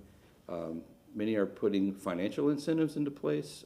And so far, a lot of local governments and trust funds have been putting incentives to affordable housing developments that provide affordable housing for the lower, very low to low income households, but working with developers and providing affordable housing in developments, I predict in the future will require some local government financial participation to meet some of the goals that exist in terms of the amount of affordable housing that needs to be produced. And then we look to inclusionary zoning and linkage fees and sort of borrowed some of the concepts as potential alternatives for how to implement this. We are not recommending any sort of mandatory affordable housing program for the city in this, but I think there's some things to be learned from how these things operate in terms of the comprehensive plan and what it needs to include. So about the bonuses, the example number one is the affordable housing bonus, where it would provide for up to 100% bonus within a category, and it would have a minimum threshold somewhere between 10 and 20%.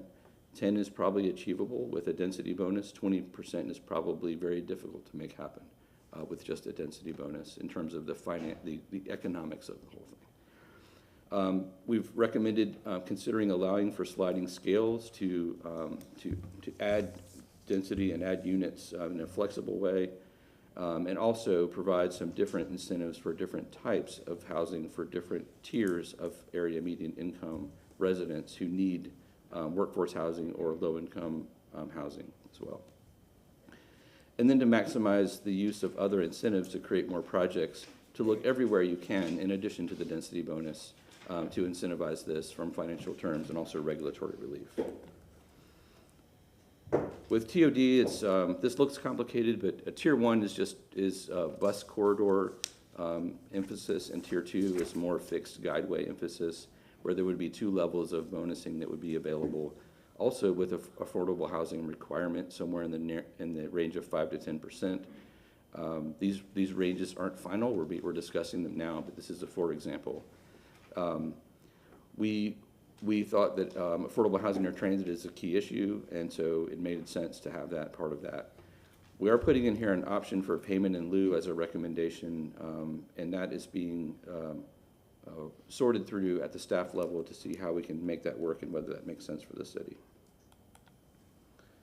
The neighborhood node bonus addresses some of the concerns that were raised earlier this morning about Nebraska Avenue and the lack of of neighborhood service goods and services. So the bonus would really be used to promote complete neighborhoods with a complete set of walkable services, restaurants, and other things where people could shop within a neighborhood. So incentivizing non-residential development. Even within that, there's the potential for an affordable housing requirement. We need to figure out how to have non-residential development participate in helping to mitigate Tampa's affordable housing issues. But that's one of the details that we're working on now. But this node bonus would have some locational criteria. And so as these projects were reviewed, you would need to be at an intersection of 2 streets of a certain level, have a critical mass of planned existing or existing non-residential development, and sort of limited amount of residential adjacent to the site. So you're not sticking something in them surrounded by neighborhoods. So basic criteria that would enable that bonus. So that's a little flavor of some of the things that we're recommending. The next steps include some final recommendations for each category. We're working on that now, and within a matter of a few weeks, we'll have our final report for the assessment available. We do plan to have some briefings for you all and anyone who's interested about those details after that report is complete. We will be making policy edits and draft text amendments for the sake of the comprehensive plan. And we will do this in the context of another wave of public engagement and stakeholder engagement with meetings planned for the spring, where everyone will get a chance to hear what's being proposed, hear the details that are coming out of this, and comment on them so that we can be responsive to that. And then our plan, according to the calendar at the Planning Commission, is to initiate formal amendments this calendar year, so we would have this going forward as soon as we could make it happen. Thank you. There's a lot of hands going up. I'll go to Councilman Maniscalco, Councilwoman Hurtak, Councilman Carlson, and then Councilman Goods, with Councilman Vieira finishing up if he needs me. Councilman Maniscalco. Thank you very much for that presentation. You know, when we approve or not approve multifamily units, the developer will say, and 10% is going to be dedicated to workforce or affordable. You have 2 numbers here. One is 10 to 20% establish the minimum threshold. You said 20% is not feasible, or I guess it maintains the profitability. But then on the back it says, for transit-oriented development, affordable housing requirements 5 to 10%. So just for clarity, the difference between the two. If we can't say 20%, can we meet in the middle at 15%? But then on transit-oriented development is a totally different set of guidelines. So yes, so you would have this menu of bonuses that you could seek depending on where you were. If you were in a qualifying area for TOD, you might choose to take advantage of the TOD bonus and have the associated affordable housing requirements for that only. If you wanted to add on to that and have additional density put on top of that up to the limit of the future land use category, you could add more affordable units and accordingly up the density needed to make your project work. So you can do these in additive ways. It requires them to be designed for that and to be that flexible, but that is what I would recommend to happen. The reason why the TOD is lower than affordable housing is affordable housing can be a standalone bonus that can be applied, and that could be the only thing you're concerned with is meeting the thresholds and requirements of that. If you make this the requirement for the TOD affordable housing exactly the same, the TOD aspect of it really has no purpose because it becomes the same thing in terms of what's needed. So the rationale for having lower affordable housing requirements to get the other bonuses is that those areas provide other public benefits that make it somewhat equivalent to the affordable housing bonus by itself. okay, thank you very much. Yes. Councilwoman Hurtak. Thank you for this presentation. We spoke on this before you even got started, and so I really appreciate that you took the time to speak to us in doing individually in doing this this study and the conversation with stakeholders. One of the things I really wanted to say that I loved about this is including lower AMI to get higher bonuses. And AMI for the public is area median income. And right now, we have a lot of folks coming in saying, oh, I'm going to add affordable housing, and it's going to be up to 120% AMI. which is great for our workforce folks, but it's not really meeting the need of what we're seeing in the community now, which is a desperate need for more housing for folks who need a cheaper place to live. I did have a question about the payment in lieu. Where, if we were to approve that, would that payment go? It would go into a housing trust fund, possibly boxed within your fund that you have now, or just go into the general trust fund to be used. Yeah, not general. Yeah. What? No general. Yeah, we wouldn't want it to go in the general. Yeah, We would want it to focus on Yeah, housing. And it would be, where you had a couple of developers who came through who did not want to participate. They would pay the payment in lieu, and it would go into a city fund. And then another developer who very much wanted to participate and provide affordable housing, and maybe was able to do something like 20 or 30%, which is a high number in a development. You would have the ability then to use that fund that was a function of development in the city to put that back into a development to become a public-private partnership in providing a high level of affordable housing in another project that walks through the door. So it would be a sort of a closed loop, if you will, where that source of revenue comes from new development and it gets put back into new development. And you don't have to borrow from any other part of the city's financial position to start doing that. And gives you a lot more flexibility in negotiating more affordable housing and projects. And we've done a lot of research on the topic of what is working and what isn't. And a 10% goal, especially if you're talking about in the 50 to 80% AMI category, is an extremely difficult financial gap to fill for someone. And so the bonus plus the incentive money, I think, is going to be the future. I know that's not happening so much now, but I predict if you want to have strong pace of adoption of affordable housing, that is the best path. well, thank you. I appreciate that, and I agree. And the only other thing I would encourage, even just for us and stakeholders and public engagement, there are a lot of options that you're putting on the table. Which is great. It's a good idea. But I think visually it's hard to see what those options might look like. So if there's a way that you could do maybe 1 or 2 examples of, hey, if we're going to put something at this intersection, what are the types of bonuses? What could that look like? I think that would help the public and also us to understand a little bit better how this opens up the options for everyone.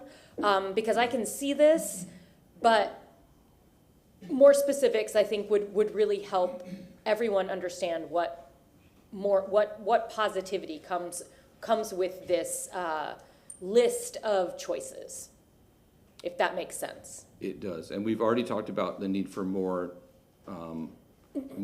content that helps people understand the concepts, and even talked about doing what you're saying. So I'm 100%. I would love to see that. That would help everyone. Thank you. Councilman Carlson. Thank you. A few things. Number one, for me, the most important thing is for you all to meet with the neighborhood leaders, especially in my district, but throughout the city, and really listen to them, talk to them about it. Again, there were a lot of questions because there's confusion on this. Second is I think we need to really tighten all of this. One of the problems with the comprehensive plan is first of all, it's way too long, but the second is that it's written in a way that both sides can justify what they want by reading it, because the words are such that anybody can interpret it in a way that defends whatever they want to do. And so I think we need to make it more specific if we're going to edit it. To that point, a few things. When we talk about AMI, I would argue strongly against anything that goes above 100% AMI. I mean, we're giving something in exchange, and if we want to give bonus density to developers for anything, that's fine, but there are projects going on where they're 150, 200% of AMI, and they call that affordable housing, and it's not. And we can call it workforce housing or something else, but to go through and count, as we're counting up to 10,000 or 50,000, if we're counting 200 or 300% of AMI, that it doesn't count. We shouldn't do that, and we shouldn't be giving something away for that, because otherwise, if we don't make it specific, we make it too high, then everybody qualifies. And then we may as well just change the zoning and let people do whatever they want. To your point about the zoning categories, I had asked for maybe 3 or 4 years ago that we get a maritime category. 100 years from now, people are going to regret that we sold our waterfront, our working port, because we're going to need more access to it than ever. The thing we can't replace is land, and especially waterfront land. And there are people that just want to replace high-paying blue-collar jobs and logistical access. Look at the problems we've had with logistics the last few years.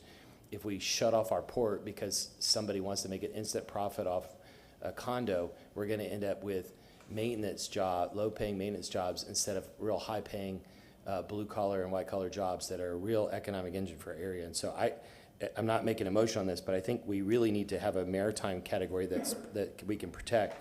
The other thing is that I think we ought to separate some of the zoning categories. There are some definitions, I don't want to talk about specific ones, but some definitions inside some of the zoning categories that are high intensity or loud, that folks don't like, and they're surprised that suddenly something is built behind them that they didn't expect. And so at some point, I think we ought to try to shift some of those. We can't take away entitlements, but if we're going to give a new entitlement, we ought to put it in a new category instead of the old category.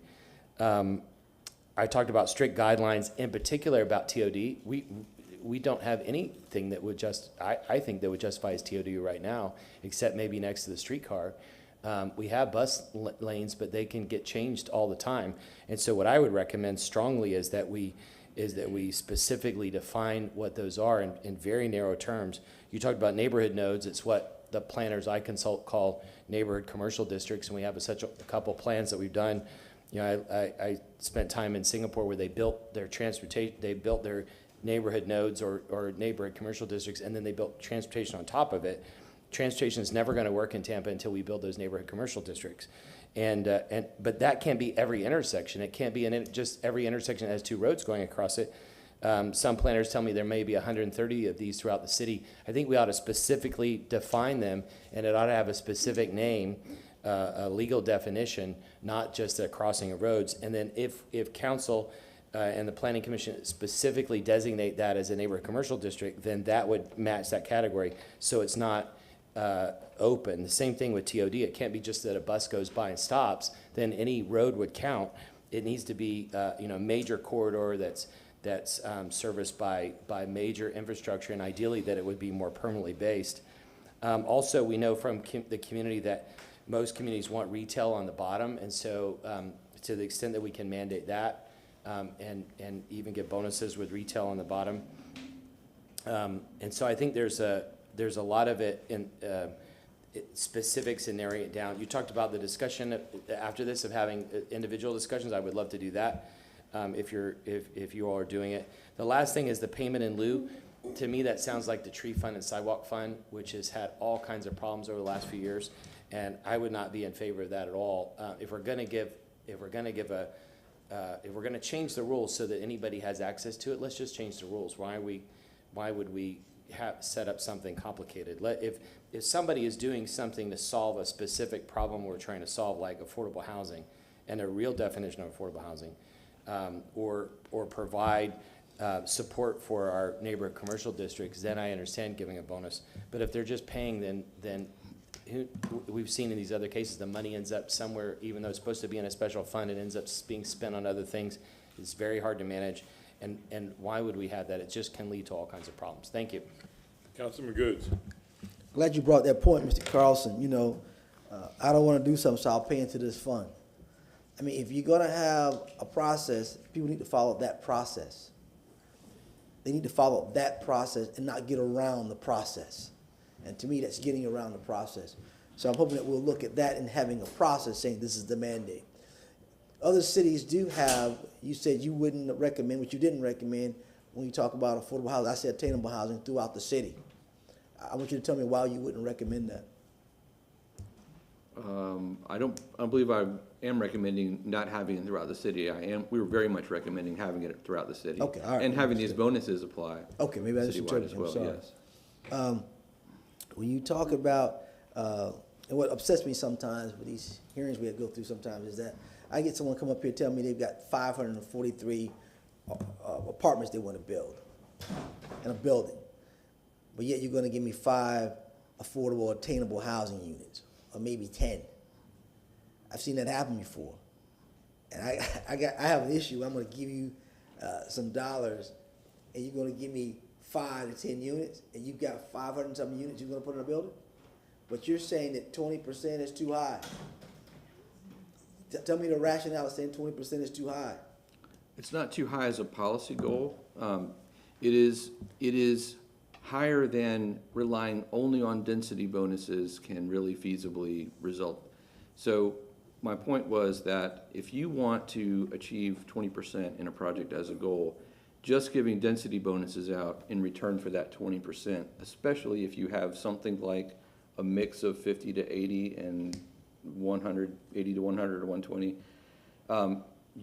there's not enough density bonusing that you can feasibly give that person to get that return back. So other incentives have to be in place to meet that goal. Okay. There's nothing wrong with setting that goal. I just want to caution that what we've seen in our research is that 20% is a difficult goal to achieve, especially if you have different tranches of affordable housing for different income levels that are being required.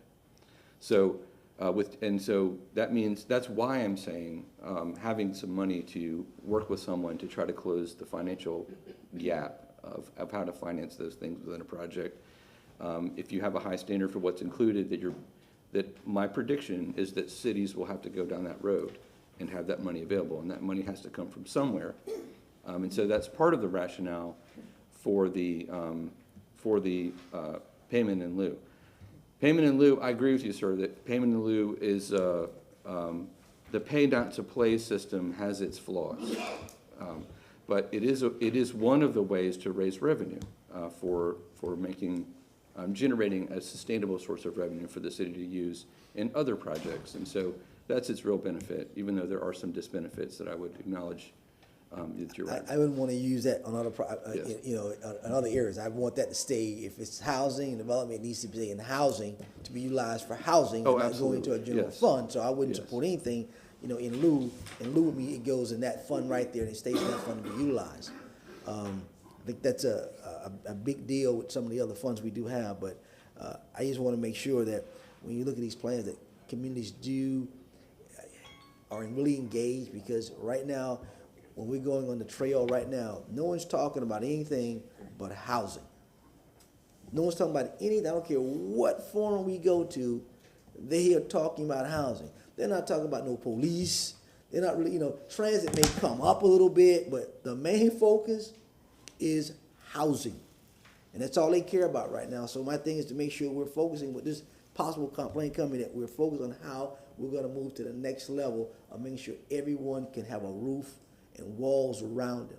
So that's really what I'm focused on, and I'll be paying attention to get more information, but I want to make sure that we've got good plans, and not just saying, giving a pass, but saying, no, these are the process and these are the rules now. Because if you have rules, you can't have misinterpretations. And what I see, even with some of our city policies and some of state policies, there always is someone interpreting the way they want to interpret, versus saying shall or must, that's clear. So I just want to make sure when we make these plans that they are clear. Thank you, sir. Thank you, Mr. Chairman. Councilwoman Hurtak. And thank you. That brings up a very good point, Councilman Goods, about one of the things that we need most and that I hear constantly is different types of housing. We like to refer to it as missing middle housing. So what you've shared here is how we can kind of get more of the larger developments. Can you talk a little bit about how this comprehensive plan would help us find the right spaces for this missing middle housing that we are, like you said, everywhere we're going right now, this is what we're hearing a need for?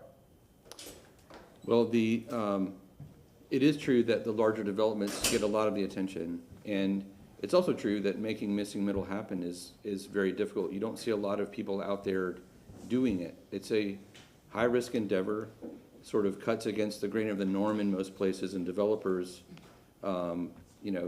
if it's risky, it's out of the norm and it's very challenging to make money doing it, it's gonna be something that is gonna be scarce. And so all those conditions exist for missing middle housing. It's also hard to find sites that aren't super expensive to build it on. And now that the city's in the position it's in now. So it is difficult to make it happen. With respect to the comprehensive plan providing these density bonuses, we're talking about providing them across categories, not just in the mixed-use categories that you're used to seeing bonuses being considered in the city. We're talking about in all of the zones. It would be up to the land development code to really, it's the place of the land development code to talk about use and type of housing and really specify what's appropriate and allowed. We don't have any intention in the comprehensive plan of limiting the city's ability to do that sort of thing. So we've talked through all of that. I don't think we've really exhausted the conversation of missing middle housing, but that's part of the next wave that we need to accomplish, is to make sure that what we're doing is working in concert with that strategy. I'm definitely hearing that it's a broad initiative across the different groups that we're talking to. So we are working on trying to make that happen. But I did want to stress that the comprehensive plan, it really can provide the framework, but a lot of work has to be done underneath. And so the reason I'm coming to you all with some of these things that are of the city's concern is that we want to make sure that as we do it, we are making sure that we're putting together a feasible strategy that can be implemented.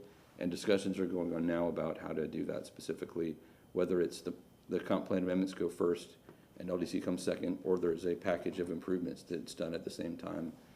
So that's all happening now, and we're taking all of the concerns about missing middle housing into consideration. Thank you. Anyone else? Thank you for this presentation. You said some words that I have been writing down here. And these are all words that I hear from neighborhood associations and where I go in the city. Walkability, public safety. Even though we're hearing about housing, there's cause and effect. More people moving into an area, public safety. We have representatives from police and fire back there, the unions. Arterial roadways, resiliency, transportation, parking, and then some of the things that I hear from the neighborhood associations. Coastal high hazard, gentrification, which you mentioned, historic. Now, we're looking for density. We're also looking for affordable housing, which brings me to another point. A couple years ago, with incentives, a council person was trying to change a developer's mind by saying, we have all these wonderful incentives to offer you, will you put in more affordable housing? That person said, no. How can we, as a council, get more bite into asking developers to put more affordable housing in when we're preempted by the state of Florida from doing that? We want more housing. We need more housing. We need more affordable housing. I'm hoping that we will be able to sustain the quality of life. Again, public safety and with city services. We want density. Without density, we can't have transportation. Without transportation, we can't have density. Karen Crest and the Downtown Partnership changed the parking minimums up and down Florida Avenue and Tampa Street. So hopefully we can get transportation up there. I brought to this council, CRA board, to try to extend the streetcar. More affordable housing. Transportation, affordable housing. In my opinion, you can't have one without the other. Again, thank you for this presentation. I also need to ask one more thing. PDAs, were they discussed in this issue? And PDAs are a larger amount of properties that can be planned out in certain phases. Were they discussing this issue? Because there is, yeah, Abby, hang on. Because it's a larger tract of land that, in my opinion, needs to be brought down. Just asking. No, we have. Here comes we have- Abby. I know she's We have gonna- not discussed solutions Feely. for that in this process yet.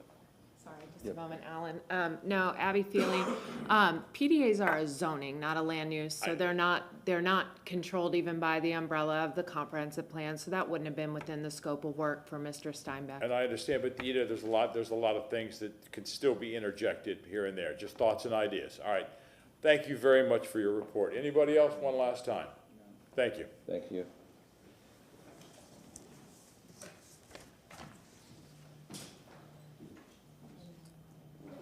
Agenda item number 3.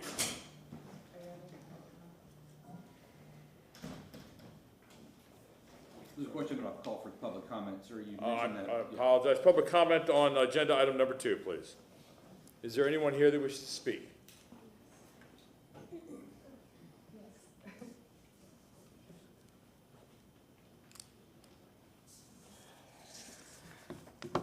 Morning. I'm Allison Date.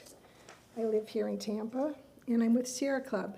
And so I'm here to talk about trees, natural resources, and I don't see them mentioned very much in the comp plan. Everything's very vague, but there were 3 sort of categories that sort of mentioned it, but I didn't specifically see anything about really protecting our water, our land, our undeveloped land, having some green space and having trees.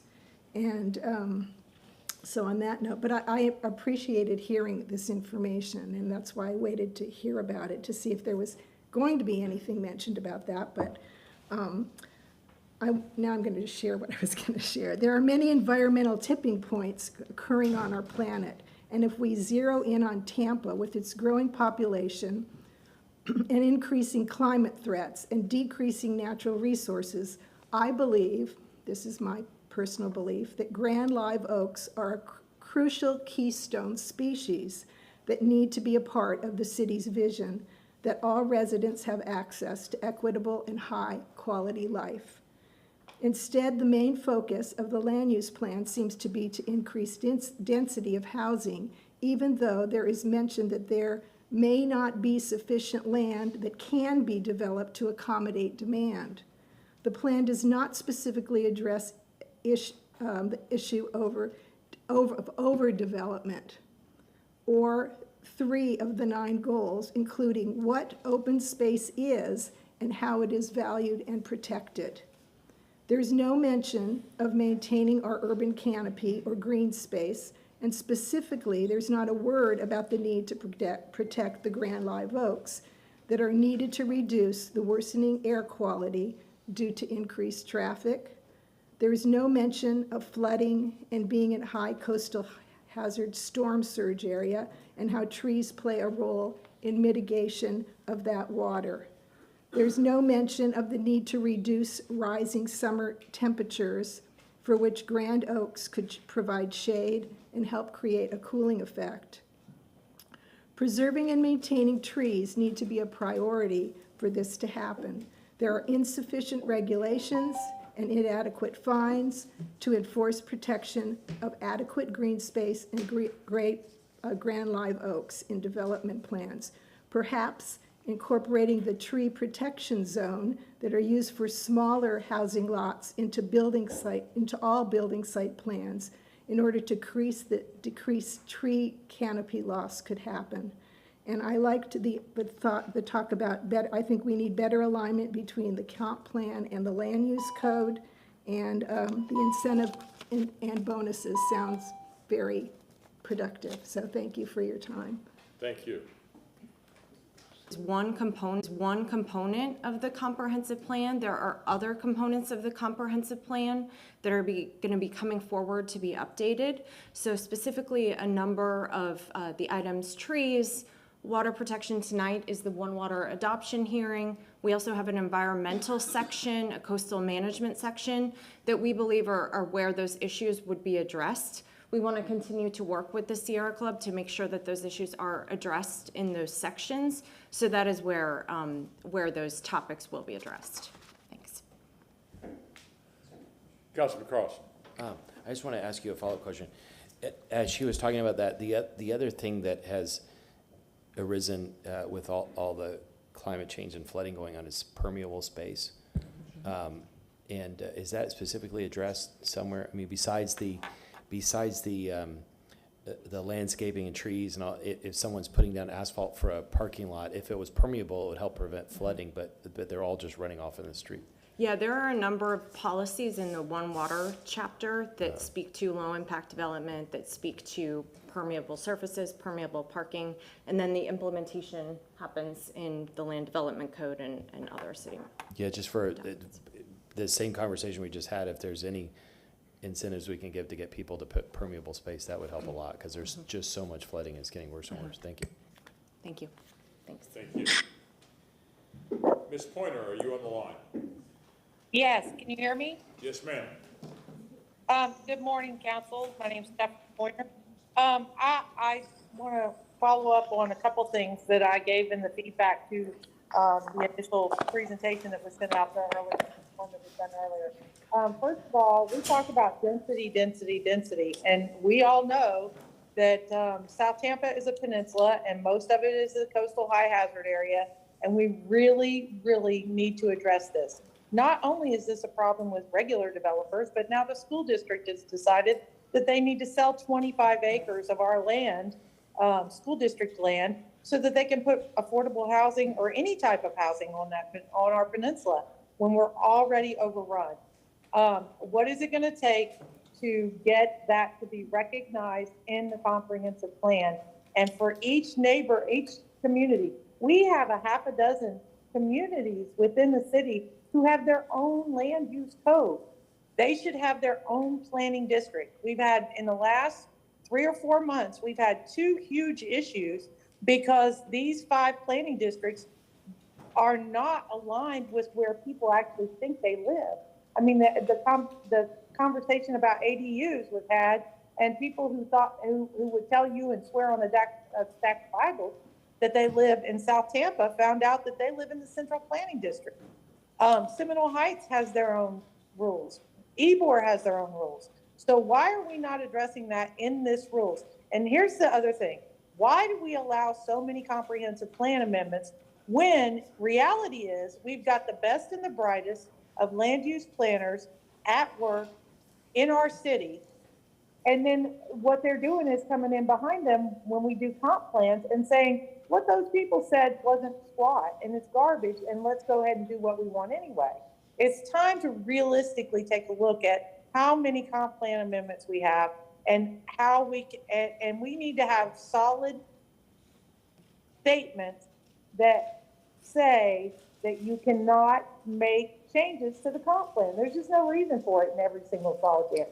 But we cannot have density in every area, and that needs to be very, very well spelled out for the coastal high hazard area, places like south of Gandy, where it is an evacuation issue on top of the fact that it's a traffic and density issue in an area where the only way out is north. Thank you very much. Thank you. Anyone else in chambers who would like to speak to this agenda item? We have no one else online. Thank you. Agenda item number 3, file number CM 21-71874. If that was continued? Joe, April 6th, that's correct. Agenda item number 4, file number CM 22-76980. It's good to see you, David. Good work.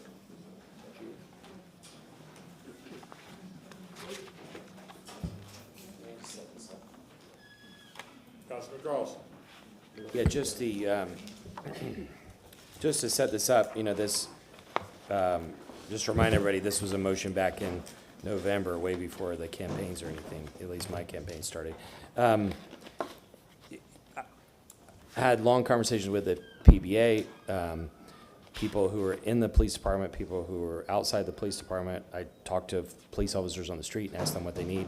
And the consensus is that we need more police officers. And the number I've been given consistently is about 200, because that's what the city used to have. So anyway, I think police chief and PBA are here to comment on it. Thank you. Sure. Good morning, council. Morning. I'll spare my introduction again for the 6th time. But thank you for the opportunity to come before you today to discuss safety, crime rates, and numbers. There's nothing more that I am is open, and you could see that from this morning. As soon as I hear from the community there's a concern about an RFP, I want to stop it and I want to hear. And I appreciate your feedback as well as the officers' feedback, the administration, and the union. I feel like working together is the best way to get things done.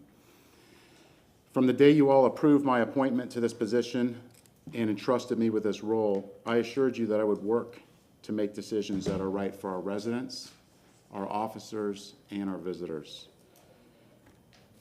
And I stand before you today, several months later, hoping to reassure you all the exact same thing. I'm very proud of our officers and the hard work that they've done. I'm proud of our community for stepping up. Over the last several months, I've seen community step up on violent crimes and giving us tips that I haven't seen in some while. I'm also very proud of the relationships that we have with other stakeholders, whether it's the sheriff's office, you name it, Temple Terrace. The outpouring of support from this community and from the other law enforcement agencies and stakeholders is overwhelming, to say the least, from being in this role. So I'd like to start out by giving you a brief overview of where we stand in terms of vacancies at the Tampa Police Department. So our department has 984 authorized officers. We currently have 45 vacancies, which is less than a 5% vacancy rate. We will be hiring 31 officers in less than 1 month on March 21st, and I believe all of you have invitations to that swearing-in ceremony, so we'd love to have you there. After that, on March 21st, that'll leave us with just 14 vacancies. And I was speaking with Captain Hill. The last time that we can recall having less than 14 vacancies was probably over 5 years ago. So we are moving in the right direction as far as filling our vacancies. This number does not take into account the 123 reserve officers that we have who assist us with special events. So that just their support is overwhelming. And you may not know, but my career started here as a reserve officer. So I get the support that they are for our agency. So among our authorized strength of 984, we have about 72% or 700-ish officers on the front lines. Those are assigned to the districts.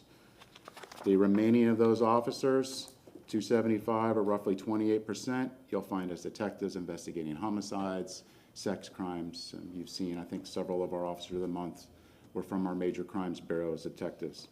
Shift commanders, lieutenants, officers that do our large-scale event planning. You know, we have a plethora of large-scale events. We have one this weekend, the Gasparilla Distance Classic. So you name it, what those officers are doing to assist. So our city is roughly 176 square miles. It's actually a very large city. And we have a goal of 8 minutes to respond to our priority 1 calls and a goal of 12 minutes to respond to our priority 2 calls. Our average time last year for a priority 1 call was roughly 4.5 minutes, and for a priority 2 call, 5.5 minutes. So well below our goals. So every officer is assigned to a zone. They think of that zone as their home, their base, the area that when they're available they patrol, but it doesn't necessarily mean that they stay in that zone. They could go back up their zone partner. I'm sure Councilman Goods can recall that. Your adjoining zone, you may be in that zone.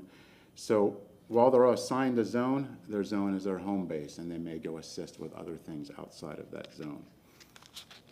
At the height of our allotted personnel count that I can recall, and I went back and did historical back to Pam Iorio's days, and at that point I could find an average of 996 officers. So I didn't find, there was a period of 1 year in there where I think it was just over 1,000, I think like 1,020. But that was an overhire for that year. But consistently during that administration, it was roughly 996. So today's total of 984 is not far from that number. And we've introduced technology that makes our job of policing more digital, less manual for the remaining of our officers. The Tampa Police Department is growing along with the city. And I'm committed to working with you all, the union, the administration, the CFO, to grow this police department. That is what we're doing. We're looking into the future. I'm working with all the stakeholders to come up to find out where our gaps are and our projection with growth. So that's something that we're looking to bring forward during the budget process, because obviously that will cost money. So I'm proud to say that we continue to meet the demands of our residents now. You may recall we've published that we've seen a decrease of 3% in violent crime last year.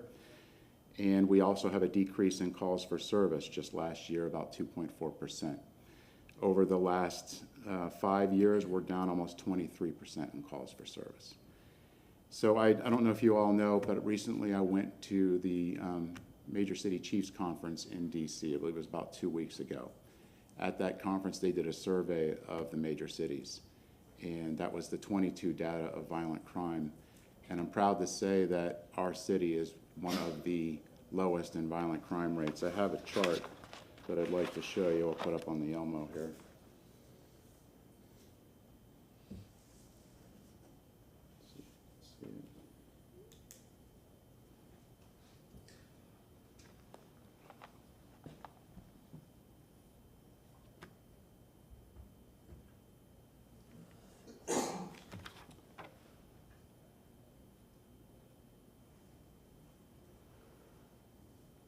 All right, so there's 16 similar population cities to the city of Tampa. There's actually 18. I did every city under 450,000 in population, so that's where we got these numbers. The other two that we didn't want to squeeze on here are Salt Lake City and Tulsa. And out of all those cities, we are the second lowest in total. Chief, can you please put that down? I didn't mean to interrupt you. Yes. Can you please scale that down so the whole frame Yep, can be yep. seen? I didn't mean to interrupt you. No, no problem. A little bit more, thank you. How's that? Good? Yes, sir. All right, so the second lowest in violent crime per capita, which is outstanding. That's the hard work of all of our officers that we do. And from, you may have recalled when I was back here early in January, we had some large-scale police departments come and speak to us about violent crime and what we're doing. We had a LAPD, New York, Chicago, Philadelphia was here, New Orleans was here, and it was a DOJ, BJA conference on violent crime and best practices in large-scale events. And there was nothing but praise about some of the things that we do here and the success that we have. And I'll truly tell you, I believe that it's our relationship with the community and our community policing. It can always be improved, but the outpouring of support here in this city is just unbelievable, and I credit the officers' hard work and our relationship with the community for that reduction.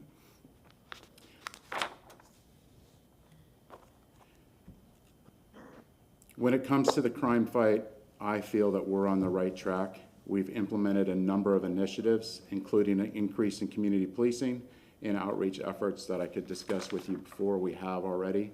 But any questions on any of those, I'd be glad to answer. We're also working with our local businesses to ensure that the public spaces are secure and to educate them on the best practices in protecting their property.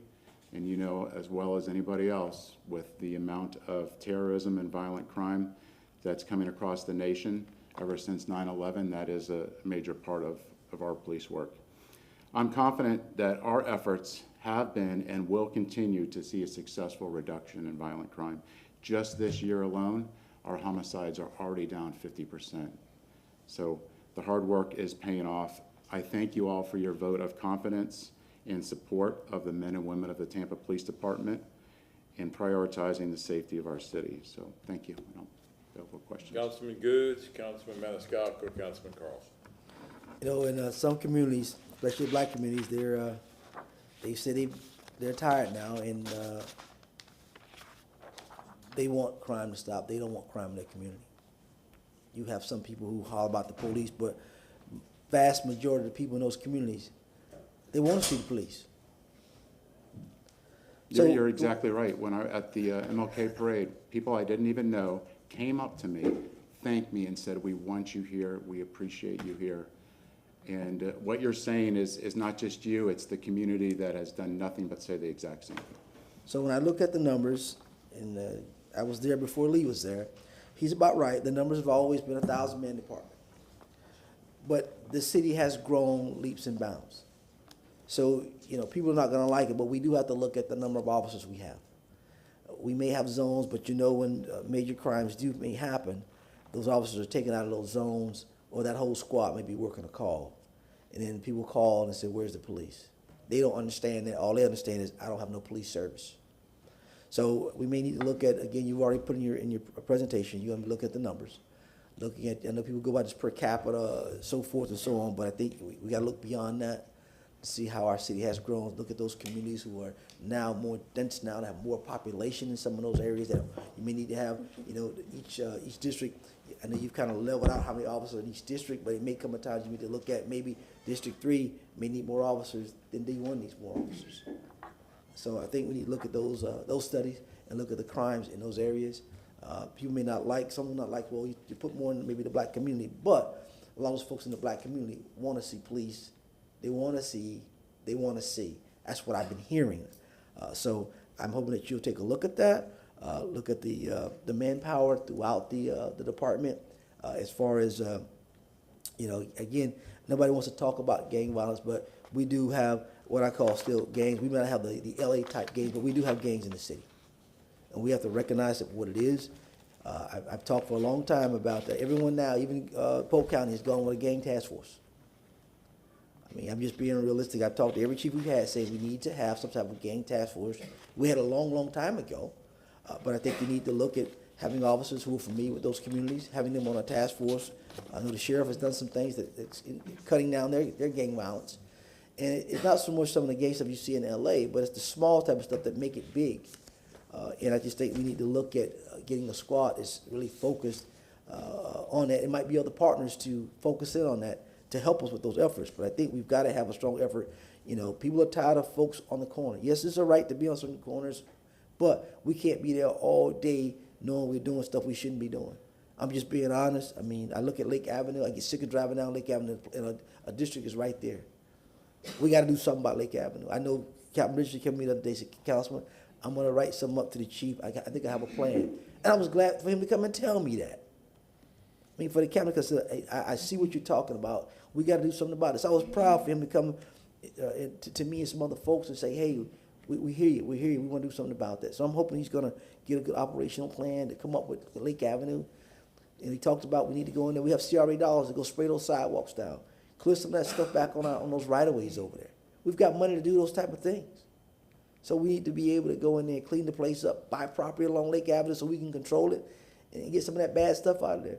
When things look good, people don't want to be around things that look good now. They don't. They don't want to be dirty, but when it's dirty, some people are dirty, they're going to hang around dirty things. So I just wish that we look at some of those efforts. And I think that'll help some of those pocket areas. When we went in the RO area, when we did try to go in and clean up 29th and Lake, it started to get better, but now it's kind of going back to the same way. We got to clean the place up, make some of those folks, paint some of those buildings down there. I mean, I got several vacant lots down there. I'm just saying that's not all a police issue, but some of it is. And I think with code and getting with that CRA, we've got to find and some other partners to clean up those areas to make them better, and that crime will go away. It will go away. Thank you for your efforts, Chief. Yeah, no, I agree with you 100%. I mean, we couldn't be more on the same page. The basic purpose of police is to prevent crime, not respond to crime, and also prevent disorder. And a lot of that, what you're talking about, is disorder, and we do that with our relationship with the community. The gang violence, we do weekly meetings with the sheriff's office on gang violence, and the number of officers and the population, we're already there. We're finalizing our plan and coming up that. We're just defining what our problem is now and putting that all together. And like you said about Les reaching out to the phone call, we spoke before, and I think the comment that you said is, I'm glad you reached out, and this is the way it's supposed to work, and that's what I'm here for. That's my job, is to work with the community. Thank you for your effort with the tow truckers. I got so many calls on that. I'm glad that you were able to see that there's a problem and pull that RFP to see what needs to be done. So we appreciate you for doing that. Thank you. Thank you, sir. Councilman Maniscalco.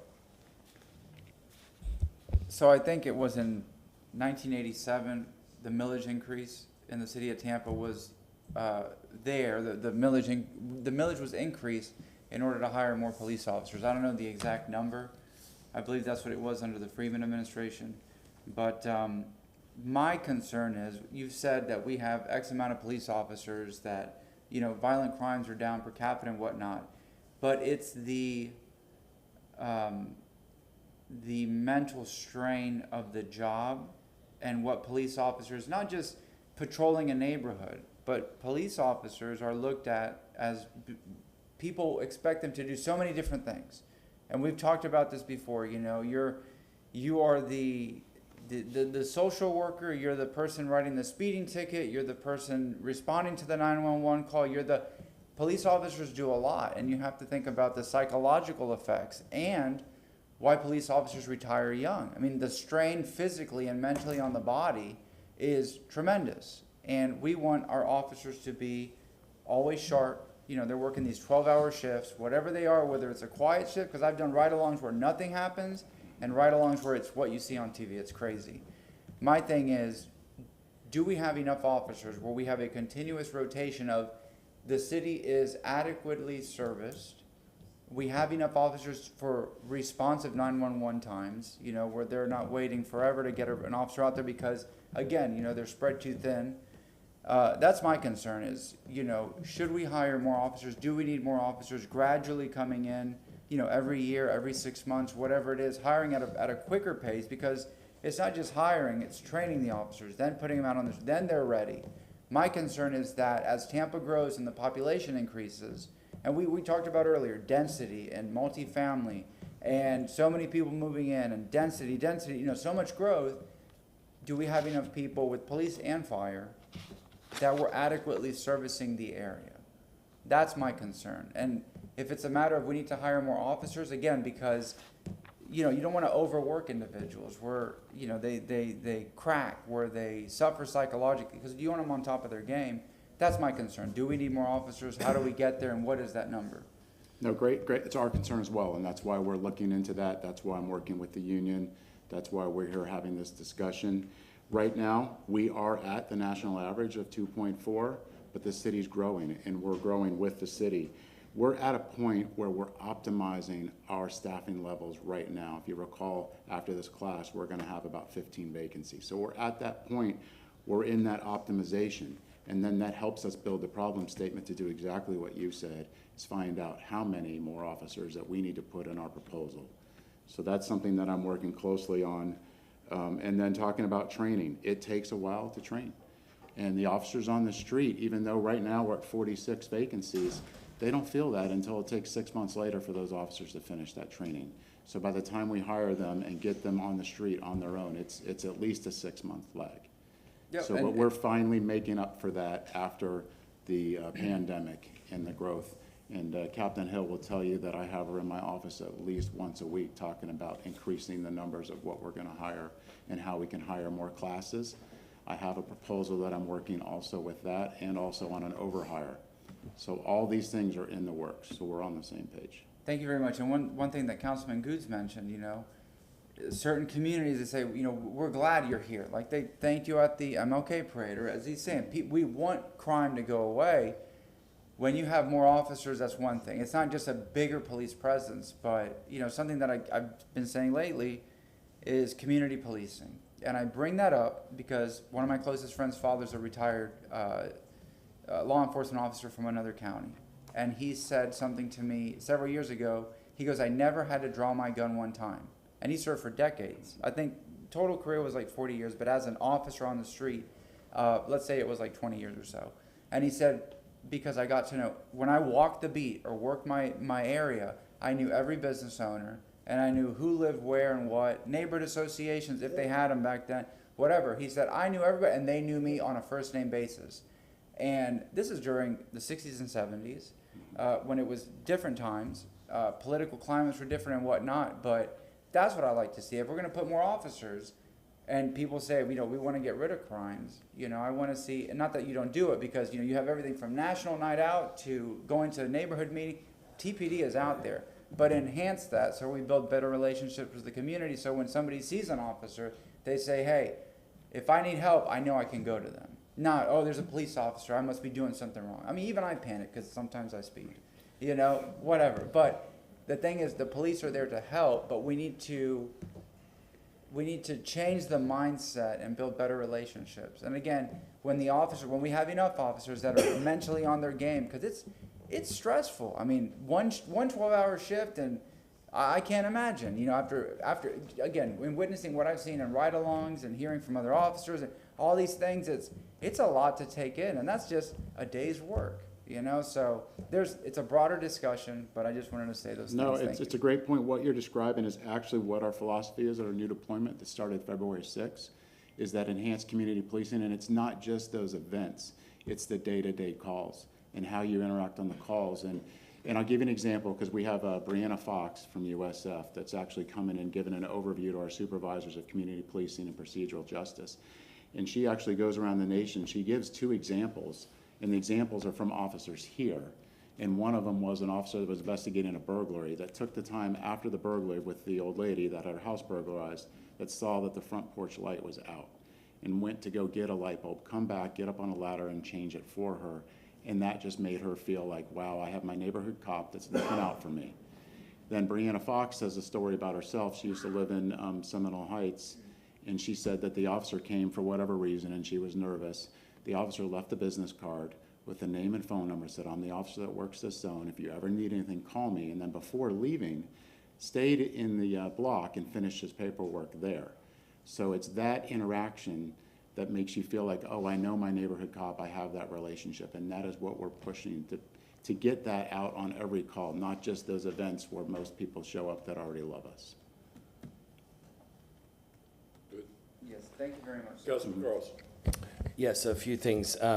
First of all, I just want to state, again, for the record, as I have every time in the last 4 years, I fully support the hardworking men and women of police force and fire rescue who put their lives on the line every day for us. I haven't always agreed with the policies that mayors and your predecessors have put on top of them, and it's not fair to criticize them for some policy view. And a criticism of a policy is not a criticism of what they're doing, because they're put in a situation where they have to implement it. Also, I should say that you've been interim for a very short time, and so what I'm going to say in a minute, it has nothing to do with you or your leadership. Brandon from PBA is going to talk about staffing in a minute, and I want to address that after he finishes. But I think there's an issue with the data, and I didn't come in with all the data today because I didn't expect us to have a discussion about data, and depending on what happens with the election, I think we should have a robust discussion about it. But we've seen lots of cases over the last 4 years with toilet tap, Tampa scorecard, others, where the administration is very sensitive to what they consider to be criticism. And what I've said to them is, if you're a company and companies have to abide by SEC rules and accounting guidelines, so you have to present the data in a certain way. With governments, you can present selected data because there's not a standard form. And so on things like Tampa scorecard, even though I got the best scientists at USF to help with it, the administration squashed the numbers they didn't like. Toilet tap, the administration squashed numbers they didn't like related to that. I can tell you on this data, I've had calls from insiders, I've had calls inside the police department, I've had calls from police officers who have retired. I have police officers stopping me on the street. They stop me and shake my hand and say, thank you for supporting us, thank you for helping us get the truth out. And what they're saying is that, first of all, these numbers are self-reported, and they say that this administration is having the reporting done in a way that downsizes the numbers to make it look better. And every time there's a concern where somebody on the inside says, hey, the violent crime rate is up, suddenly there's a press release that goes out that says violent crime rate is down. And then the insiders say, well, the murder rate and the violent crime rate are up. And then suddenly there's a meme that says the murder rate and the violent crime and the aggravated assault rate are down. And so there's a lot of suspicion about this, and I don't think we're going to resolve it now. I'm not trying to get into a big, long discussion, but the public sees rise in crime. Insiders are telling me there's a rise in crime. And it's not because anybody's not working hard. It's because of some other policies. And the answer that I get from every police officer who stops me on the street is we need more help. We need more support. And what I would like is for the administration to be transparent and honest with the numbers, because if there's some numbers that look good, we should celebrate those. But if there are numbers that look bad, then we should look at those and try to figure out how to address them. We dealt with the civil rights issues a couple years ago when biking while black, renting while black came out. We just need to look at the numbers and be honest.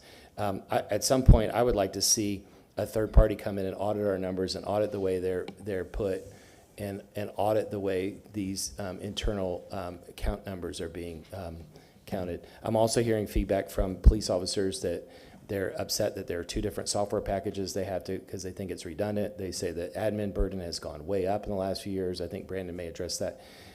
But again, none of that is on you. It's other policy, and it may not even be on this administration because this administration inherited things that had changed since they were in charge of the police.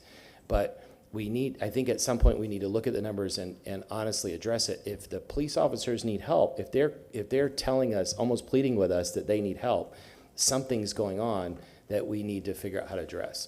Thank you. Mr. Chairman, before the chief speaks, Mr. Carter, I know what you're referring to. I'm not going to throw the chief under the bus. That's a sidebar conversation. But I know what you're alluding to, and I know that system you're talking about. It's been around since Chief Hogue was there. So I do know. I'm not going to. I've never bashed the police department in any kind of way as far as what happens over there. But I do know what you're talking about and how the numbers are calculated. And again, I can talk to the chief and he can get back with you on that, how that system kind of works. I don't want to publicly get out there that right now, but I know what you're referring to. I've never agreed with it. And the numbers can be skewed in a way to where it reduces, when you package certain crimes and elements versus the UCR codes and things like that. That's for Chief is smiling, so he knows what I'm talking about. So that's a sidebar note, and he can get with you about that. So I don't want to blow that up in the air, but I know what you're talking about. Just to give you one equivalent outside, an administration can say, look, our economic numbers are really strong.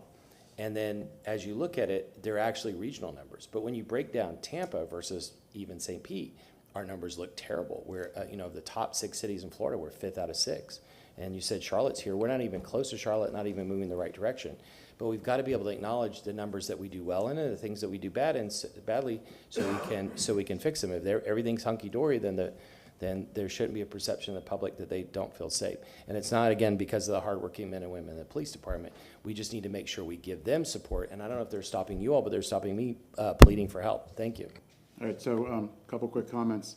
We want the bad numbers. I'll give you the bad numbers. The auto burglaries are out of control. And guns are being stolen out of cars, and they're getting in the wrong hands. And those numbers are up.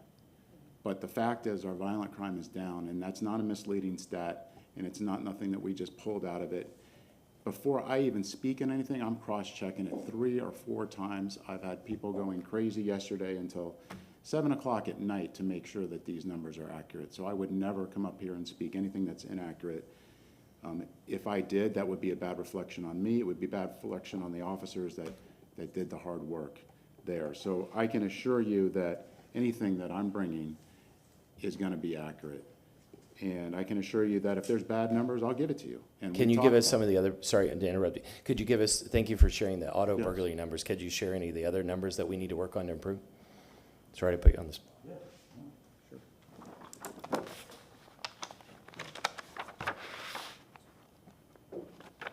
The auto burglaries is obviously a big area of focus for us. Robberies were up slightly last year. It's an area of focus in our violent crime. Our ag assaults were down. That's what made our total down. And our auto theft was up. And I'm not sure if you guys have seen lately on the latest trends with the auto theft on the Hyundais and Kias with the challenge on there to steal. You may have seen that actually Clearwater was putting out the old club back from the 80s. We're talking about the 80s and bringing back something from the 80s to prevent that auto theft. So some of our biggest concerns is our auto theft and our auto burglary. Focusing on the auto burglary, getting people to lock their cars and take their guns out of their cars, because that leads to the violent crime. Thank you.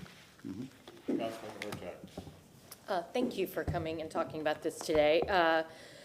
I do monthly ride-alongs, and I ask officers while I'm out there, what kinds of things they're looking for and need help with. And a lot of stuff I'm just watching and listening to, and pretty much every time I'm out there, there's someone on their shift who's out for whatever reason. So we're down someone here. So my question is something that just hasn't been brought up, was like, what's our percentage of folks off daily that we're down on a daily basis, just for routine things, illness, family stuff, vacation? Where would we be if we had enough, how many people are off on a average on a daily basis?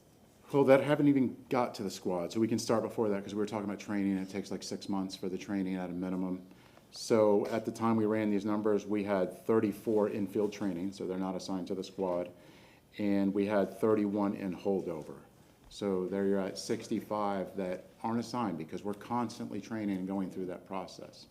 And then on top of that is who's out on military or long-term light duty. The last time we ran those numbers, that was 14. And then you're going to have people that are going to have to take time off, have their annual vacation or a sick day. So those numbers are all going to come into there, and that's something that we're catching up on, and the officers are going to feel soon. We have a class exiting. When is it exiting? Next March or May? May. Beginning of May, a class is exiting, and they're going to start feeling that. And I'll give you a quick rough idea on how we're improving in those numbers, and I put them in here. It was from our shift bid and how things have lined up and are growing, because we're making up for that pandemic. Remember, where we weren't be able to hire. So at the start of this shift bid in 2022, we had 32 vacancies, 28 officers on probation. That means they're in training, whether they're in the in-house training, they're in field training, and in phase 5, 54. So that's 114. 19 of those vacancies, which is almost 50%, or actually a little bit over 50%, I held outside of patrol. Now, most times in the past, I would all go to patrol, but over half of them I kept in other areas that weren't in a shift bid area. To give you a perspective on that, in 2021, vacancies, we had 57, and we had 26 POs at that point, and phase 5 had 29. We added in 2021 10 grant positions with the COP grant. And we're just now getting to a point where we can actually start to fill those 10 additional officers. And when we talk about looking at other officers too, us being fiscally conservative, if there's a grant out there that's going to save me money on officers, I already checked with Catherine Hayes, I can apply for multiple grants at the same time and get additional officers at a discount through that grant, assuming that we're awarded the grant. But anyways, that number was 109 positions held the year before from 114. And then you go back even farther, we had in 2020, 49 vacancies. And at that point, I think all of them were held in patrol. So we definitely do see that patrol needs to be the front lines and have it staffed. And they are going to start feeling that. It's just that residual of the training and getting caught up. So would you say that you feel that on a day-to-day basis, even with people out, that we are staffed up to where we need to be? Well, I would say, and I talked to the supervisors about this yesterday, if it's not, because there always is going to be a situation where some unforeseen circumstance comes in, somebody's sick that wasn't planned for, then adjustments need to be made. And if that lieutenant that's on that as a shift commander needs to make those adjustments, and if one squad, let's say, is at 80% and the other squad's not, they're going to have to move somebody or take somebody off of specialty squad to take that. So we've had those discussions, and that's what those supervisors are being told to do. Thank you, I appreciate that. Councilman Vieira. Thank you very much, Mr. Chair. And I know we have Mr. Barclay waiting in the wings patiently over there to be speaking as well. But just a couple of brief comments, and this will probably, I could probably say the same thing on things Mr. Barclay may be saying. But number one, the public safety master plan that was talked about before, it always gets used for Tampa Fire. It's also for police for this very purpose, which is, again, to see where our public safety deficits are in police and fire, and see how to build a fiscal bridge on how to remedy those. And that's what this discussion is part about. You know, and the reason I brought this up years ago on the public safety master plan is to have a discussion with constituents on the issue of the revenue that is given to the city of Tampa through various revenue sources, chiefly the millage rate, and then the level of service that people in the city of Tampa want from police and fire, and then to have that kind of discussion as elected officials, right? So this is a really, really important discussion. because it is part of that public safety master plan, which is we see, do we need more police officers? It appears that we will, or that we do. How much is it going to cost to hire more police officers with proper training, advancement, et cetera, et cetera? And then we talk about it with taxpayers and constituents here in the city of Tampa for that. So that really goes into this. I think that's a discussion that would be well taken in the city of Tampa because we support our police officers, we support our firefighters. I often talk about this a lot, which is that over the last few years, there are times politically when certain professions get attacked. I believe right now in the state of Florida, teachers, public school teachers are being attacked. I really do believe that. And I do believe that over the last few years that professionally, police officers have been attacked politically a lot nationally and whatnot. And we have to continue to rebut that here in the city of Tampa, to support our police, to support the work they do, and to not give in to political pressure that I don't believe, and I've always not believed, represents the heart and soul of the city of Tampa, which supports our law enforcement officers. I really do believe that. I also believe, as some have said here on the dais, including Councilman Goods, that this is an issue of equity. It is that because you live in a community, whether it's East Tampa, Sulphur Springs, Ybor City, et cetera, you shouldn't have a presumption that you're going to have a lot of crime there. That's terrible. That's terrible. You know, we have marches on a lot of issues of equity. We ought to have huge, robust marches in these communities to, and there are some, there was just one on the weekend that I was at and some other council members were at, to say no to the violence as a matter of equity, as a matter of, yes, social justice. I think that's very, very important. But part of that is supporting our police officers and the work that they do, funding them in the work that they do. And that's what ultimately I think the Public Safety Master Plan goes about. Again, we deal a lot with it for fire, right? But it's also there for our Tampa Police Department, and that's what it's there for. So just wanted to give those few remarks. Thank you, sir. Great, and I think no one here is saying no, it's just when. We're getting our staff optimized, which is just now happening, and then we must build a sustainable and resilient plan. And then when we do that, we'll bring those gaps analysis back. Before we go to public comment, anyone else? Oh, may I have a motion that we at least hear item number 5 before we vote for it? This is the fire rescue and local hospital wait times. We also need to let Brandon speak.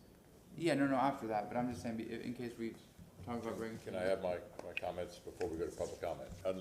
Are you speaking under public comment, Brandon, or you want to speak now? He's on the agenda for this item. Okay. Come on. Hey, Council, Brandon Barclay, President, Tampa PBA. Actually, if the chief, if you come back up.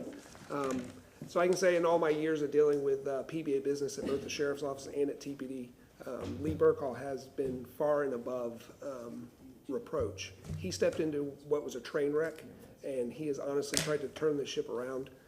We can't publicly thank him enough. We're also hoping that he puts in for police chief. I know that's down the road, and I look forward to standing beside him at the podium, and I hope you'll support him at that time if he does decide to do that. That being said, I do agree with him on almost everything that he said. The only thing I do disagree on is the staffing. What he told you was we have the same number of officers as when Pam Iorio was here.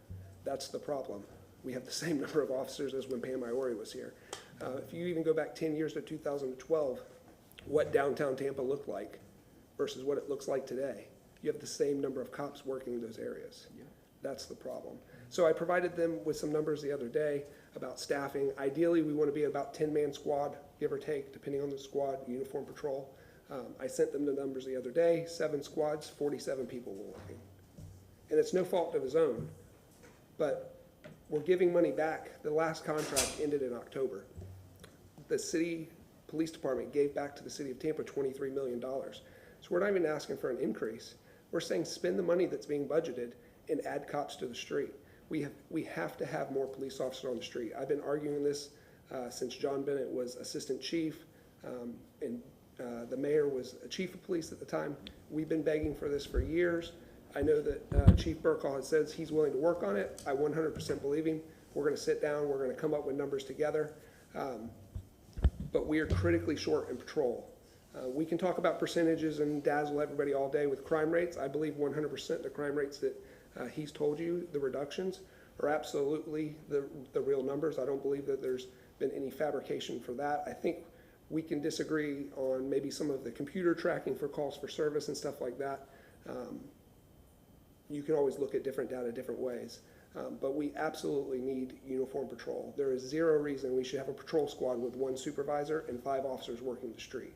No matter what that reason is, sick, injured, off, whatever it is, we need the number of people to be able to staff that, and I believe he's willing to get us there. Mr. Chairman. Councilman Goods. Chief, I thought the average, well, it used to be the average officer on a squad, a fat squad, was probably about, what, 9 to 10? Right? Fat squad? A full squad, depending on where the squad is, because some squads are bigger than others. Yep. We were talking about District 3, and those squads, some of those squads are beefed up. But a full squad is 10, but you're gonna have, remember all those people that are in training? Yep. And then you're gonna have military, long-term So light you're just duty. filling zones. Basically, if you're saying, as Brandon's saying it, you're just filling the zone. So let's just say somebody calls out sick, that means you gotta kill a zone, or you gotta borrow somebody, so. Well, you know. again, no, there would be no zone that would be killed. And I've talked to the. Okay, all right, just. Yeah, no. That's the old way, you gotta kill. Absolutely not. There would be no Okay. zone that's killed. And there should Okay. be buffers to supplement those zones, and that's what I've spoke to about the sergeants and lieutenants. And making that decision, because that's a decision that a supervisor sometimes has to make a tough decision. You're gonna take a body from a squad that's full and move it on a squad that's not. And those are the decisions that we expect our supervisors and our lieutenants to make, and that's what we've talked to them about. And that's the right decision to make. Now, let's talk about the 23 million. Now, is that the 23 million that maybe the administration said that they wanted each department here to look at how they can maybe cut money here or money somewhere and put back in the general fund, or is that just you being gracious and gave 23 million back? I did not give back any money at all. I'm going off the CAFR report. So what was budgeted for the Tampa Police Department, at the end of the day, we spent 23 million less than what was budgeted over the last 3-year contract. So that's what I talked about a couple of years ago. I'm not sure the numbers that he has on that. And if there's any money that's given back, then maybe it's just on vacancies that haven't been filled yet, but I'd have to look at that report to see it. But I can tell you that over the last 2 years, when I've been over the budget in the police department, I have done everything I can to make sure that every last dollar is spent on needs that the police department has, and we're talking about operating. Because I remember when the chairman of the Finance and Budget Committee said that there was an additional or unused $5 million. At one time, I'd asked about that, and Chief Bennett said, no, that wasn't accurate, but if he's telling me there was money sent back, I don't know. I have to look at that, and I'll have my staff look at that, but I think at this point, if you're budgeted, and I can understand if you feel you've given the officer everything they need. I know sometimes the sheriff office gives money back to the county sometime when he's fulfilled all his obligations, he'll throw that money back to them, which that kind of is the right thing to do. But if we're short-staffed and we need officers, I think we need to utilize those dollars if we've got them. So that's just my opinion. Other councilmen have a different opinion. I agree with you 100%. We're spending that money and getting the officers and getting optimized, like I said before, and then we're reassessing what our needs are from there. And while we may not agree on everything, we agree to talk and work out our differences and make a plan that will work for everybody. At least And somebody's the gonna do officers that. are definitely my main concern. And we talked about having mental health. So I was at the Cup of Compassion breakfast this morning. Yep. And that was just, it's one thing that officer wellness is our priority with the officers. I just sent a bunch of officers, I want to say 10 or 12, to peer counseling. So getting certified in that to where they can have a peer counselor that's trained and they can reach out to without talking to supervisors. And that way you don't have to worry about, oh, what's this going to come back? So. I'm gonna ask that question. Right. Okay. Yeah, and to add to what he's saying, I think a lot of time we look for like, where's there fat where we can squeeze from one area and move it to another area. All these positions that have been created, the bike squad, behavioral health, real-time crime center, all these are occupied by sworn law enforcement. We need those people. I'm not saying that we need to get rid of any of these programs. I'm just saying that since those programs have been created, we need to add more people to supplement. I know there's in the newspaper, they keep misquoting, saying that we're 200 short. Obviously, he provided you the numbers. We're not 200 short. What we're calling for is an increase. So when we sit down and discuss it, I mean, hopefully the numbers will work out. But I do know that he is the first person that's been willing to actually sit down and have that discussion in the 10 years that I've been involved. Councilman Carlson. Brent, what do you think the number is that we're short? And I know you guys are going to talk. And by the way, I should back up and say, thank you, as Brandon said, thank you, Chief Burkoff, for stepping in this situation, and thank you for working with all of us interactively, just like you have with him. But Brandon, this number, what do you think? What do you think that number is? If you walked in right now and you guys were talking, what number? I mean, I'm going to ask for 200. Yeah. I've said it publicly. I've said it to most of you on the council.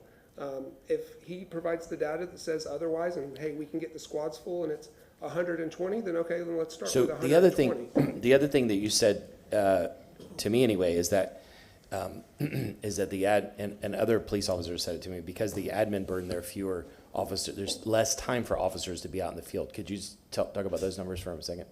Yeah, so I think a lot of time, and even Councilman Goods can verify this, there was way less administrative stuff that took place when he was an officer versus now. Now you have all these different databases you have to go in, run things, everything's electronic.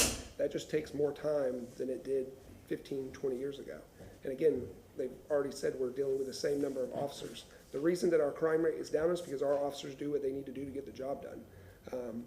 So I want to ask Chief Burkoff, maybe, or both of you, how could, that we're going to start going through budget soon, usually by March or April, Chief of Staff starts briefing us on some of the ideas for the budget, even though the final budget comes much later. But if I remember correctly, Chief of Staff said at a meeting a couple weeks ago, the average cost per police officer is $100,000 a year. I don't know if that's all in benefits or everything, but he kind of threw out that number. If we hired 200, that's about 20 million a year. So the question to Chief Burkoff, when could you think you could reasonably have a number to come back to us on? Because we just need to start thinking about what the number is, the number of people and the cost, and then if you had to prioritize, any idea where you would get, where the money would come from, and if you had to prioritize, if you had an extra big chunk of money, would you put it all in people, or would you put it in something else also? Yeah, I mean, that's a fair question, but I think we're putting the cart before the horse. I need to optimize, I need to look into that, I need to assess everything. If I would just throw you out a number of whatever, it's not fair to say that without getting the data, the backup. We have to be good stewards of the money. I mean, again, we talked about COPS grants. If I find that I need officers and I can save the city money and use federal dollars, that's what I'm gonna do. But I haven't even got to that point yet. So my first question was, when do you think you might be able to have a number or a preliminary number? Well, it's definitely before a budget, because if there's gonna be a budget increase request, then that's gonna be part of it. So I don't have a time for you, but we're at this point now, we're optimizing, and whatever we're gonna do will be in before the budget. And maybe this is too technical, but when you start with administrations, this administration or other, does the police department start with exactly the same budget, or do you get like whatever percentage increase the ad valorem is, or do you just start with what you need and kind of zero it out and start over again? I've never done it that way. I've always kept what I've had and asked for more. And actually, the last time that I was part of this process, everything that we asked for, the mayor gave us and didn't even question. And that was my first time in that process, and the fact that everything we asked for as our priorities we got last year was amazing to me. And I should say also, City Council has supported everything the mayor's proposed too. Absolutely. So, anyway, assuming it was a unanimous vote. Should we? Yeah, I think all of them have been.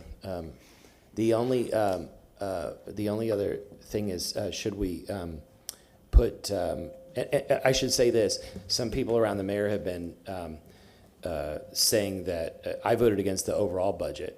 But the overall budget is $1.9 billion, and there's a lot of fat in it, which I objected to. I also objected not having to roll it back and not being fiscally prudent. But as everyone will testify, I fully supported all the expenditures for the police, including the raise. I advocated strongly for it, and I voted for every individual thing related to that. So some people around the administration mischaracterize that, which I think is not a good thing to do because it confuses the public. But in terms of going forward, what I'm saying personally, and I think my colleagues would agree, is we just need to be a part of a process so that we understand it, we're out in the public, and we can start to socialize it. And then when it comes up in the budget, then hopefully we'll have consensus, not just from city council and the administration, but also from the public. If we start the process early instead of just hitting in August or whenever with a big presentation. Thank you. Mr. Chairman, Councilman Good. one last one. Brandon, explain to me, you said about the administrative stuff. I'm not familiar with it. I know when I came on, computers was new. I could hit a button in, it said 10, 8, and 7, whatever. FI, I could do a quick FI on the computer. What's new that you're saying is hindering them with, you're saying administrative I'm not saying title? necessarily that it's hindering them, but previously when you jumped out and you wrote a CRA, you took somebody to jail and you typed up a report. There's all kinds of police databases now that can be used for looking up things, looking into people, stuff like that. We're doing more thorough investigations on the street than we were doing 15 years ago. The guys and girls on the street are borderline detectives investigating the crimes. It's not just take the report, go to the next one. You need to look into what's happened in the area around, are there cameras around? Like all of that stuff is intense. Neighborhood survey. And then you go do you do the neighborhood survey. Well, now they have cameras. What camera system do they have? Now I got to go in and try to operate that camera system. Like it's more than just showing up to the call. Okay, so they want the officer to do a little bit extra per se versus just taking the call, going 10-8, going to the next call, which that's just the formal. 10-8 means you're back in service, 10-7. I can give you a quick example of that. And then talking about the software, we get it. And we always try to make things better. And one of the things we've done is made it where some systems talk to others to repeat duplicate effort. And then the other part is it's situational awareness, and it's real time, and you need to know it. Like if you're investigating a sex crime across the street, and you don't have that situational awareness that a sex offender lives right across the street and matches your description, then you're not doing your job. So that's that awareness that we need to give the officers to have. And to streamline it and make it easier, we're all about that, but we need to have the cops that have that information at real time. And we're not saying that this technology is bad. We're just saying it exists and it takes more time than it typically would have taken in years past. So that's all. I mean, we're not knocking the technology, obviously. Okay, I just want to get a clear understanding of what that meant, because I was like, well, all right, I get it. I know what's going on. Thank you, sir. Councilman Vieira. Thank you very much, Mr. Chair. And just really quick, if I may, number one, I wanted to agree with what Mr. Barclay said on the interim chief, that you do a great job, and if you were chief, I just, with the information I have, I think you do a stellar job. So just for whatever that's worth, thank you very much. Next one is that potentially we were having the public safety master plan come back to us, I think it was March 16th, so we can, if it is, and I know council's going to discuss it today, and that's fine, but if it does come back to us for the full discussion on March 16th, we can discuss this. And if I'm hearing council right, by the way, there's a lot of interest in both police and fire, and I'm not going to make the motion for it today, but I want to explore it in the next week with staff, is we may want to do the master plan 1 week for police, and then next week for fire, because both may be very robust discussions, and I'd hate to shortchange one at the expense of the other, so I may come back with that next week. I'll talk to staff and the unions and TFR and TPD about it, et cetera, just as an idea there. On that note, I just want to make a quick comment. Yes, sir. More than happy to come in and do that, but the questions that you all have, I'm going to need more than March 16th. Absolutely. Yep, absolutely. And I appreciate that, because those are very big things. We can also talk about, the gradual, if there is a need for 200 police officers, and we've discussed this, a gradual, 20 this year, 20 next year, and again, I'm making up numbers, whatever it may be, but it will require tough choices on the part of this city and city council with regards to the budget and revenue, et cetera. Things that I think when we explain it to the people in Tampa are not going to be tough, but they're still tough political choices to make.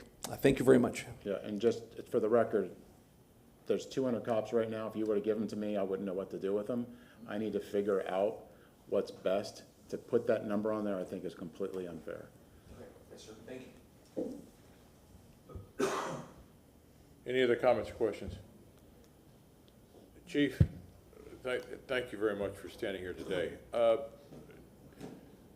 Just for the public's knowledge, reserve officers cannot fill in for cops on the beat. They're there for special events and whatnot. In a way, the majority of them do special events. There's different classes of them, reserves 1, 2, and 3. And depending on what that is, they could ride and be a backup with the officer in the car. If they're reserve 2, they could ride themselves in a car. When I was a FTO and I didn't have a probationary officer at the time, I would have reserves come and ride with me, and then that would alleviate other officers from having to back me up because I already had my backup in my car. So yes, they can, but to be fair, the majority of them do work the special events. Some can work the other assignments. Okay. Is there plans through attrition? I'm sure we're going to have some retirees coming up very soon. We're also going to have some that physical disabilities and whatnot are going to be. Is that part of the plan of hiring new police officers? Instead of just to fill? Additional reserves, yes, that's always our goal. No, I'm talking full active duty. What's the question about it? For on-the-street TPD. Yes. Thank you for articulating. I'm sorry, I didn't follow you. Thank you for articulating my point. Yes, we've actually projected that out for what, 3 years now? Yeah, over the next 3 years, 67 people will be leaving in the drop. Because, even though we're thinking ahead, we've still got to keep up. And if we're losing 20 and we're only hiring 15, that means we're still down 5. If you want, she could show her chart. It would confuse the heck out of you. But yes, we have projected those exact scenarios on where we need to stay above water and not let ourselves get down where we did before through the pandemic. And we're throwing other figures in there too. We have hypotheticals. Say that somebody has active duty military that they have to take off. That's taking away an officer on the beat. We have somebody that's having some family medical issues, and that's taking another one off. You have training. So if all 3 of those combine together, then we're really down officers in our different areas. So I'm hoping that we're starting to think ahead on those type of things, especially through attrition, retirement, and whatnot. In addition to the ones that we are planning that are leaving, we actually project unplanned leaves as well in our calculations.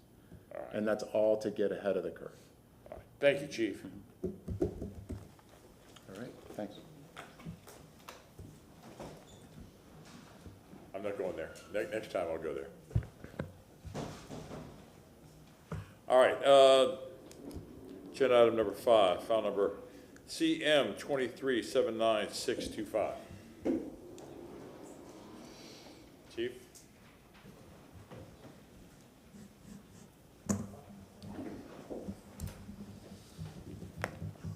Chief, I apologize. It was right here in front of me and I didn't see it. Miss Stephanie Pointer, she's not there? Okay. Chief, go ahead.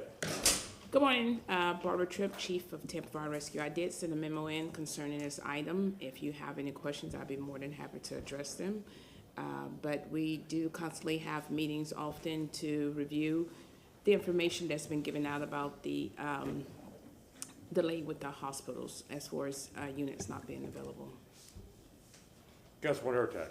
And I want to say thank you for that. I know you and I have spoken about that as early as this morning, even just discussing what we can do to improve that. We were at, actually Councilman Vieira and I both went to watch the emergency management. Emergency planning. Thank you. Emergency Medical Planning Committee. Yes, and that was very interesting to see how we're talking about bypass and BPM. I think I have that right. No. Anyway, but the bypass is the thing that's most interesting, and they talked about the publicly available data, and so I actually grabbed that and open it pretty much, I would say 3 or 4 times a day.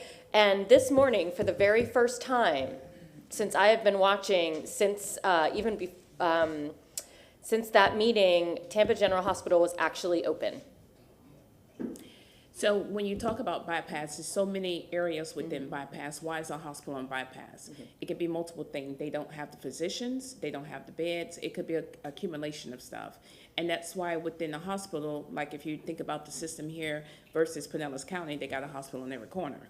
Well, to be honest with you, we only have 2 major hospitals, one level 1, level 2, and the other ones are hospitals that actually don't take a lot of severe patients, but they might take them because they have increased their level of service, but eventually that patient will have to be shipped out to one of the level 1s or level 2 centers, you know. So it's a lot of components when they're on bypass, and it all depends on if that particular hospital is on bypass. It'd be interesting to find out why. Is it because their trauma unit is not available? Is it because their beds or whatever? And like I said, it fluctuates daily. It all depends on the criticalness of the calls that's been transported to that facility. Yeah, it fascinates me that we only have 2 major hospitals and what we can do to actually, address a hospital shortage. But and that create that domino effect, you know, because if today, it might take me 15, 20 minutes to offload a patient. Another day it might take me 30, 40 minutes. Another day it might take me an hour. But if you look at those different days, what happened within time frame? Do they have an influx of critical patients? Do they have surgery? Staffing, a lot of that plays into considerations when these hospitals goes on bypass, and of course with our wait time. Yes, and I did a ride along on Friday. I was talking about that earlier, and it was a police ride along, but we had an incident where they needed to call a rescue car in, and because of the person, they needed an officer to go along to provide security, and they were talking about they were going to have to wait for several hours, and the times of getting that officer, that's just a police officer, back on the street. It was just a really interesting to see the wait time. I mean, this was like 7 o'clock on a Friday night, waiting. I believe that was also at TGH, but just how much waiting folks are used to doing our first responders, and that's concerning.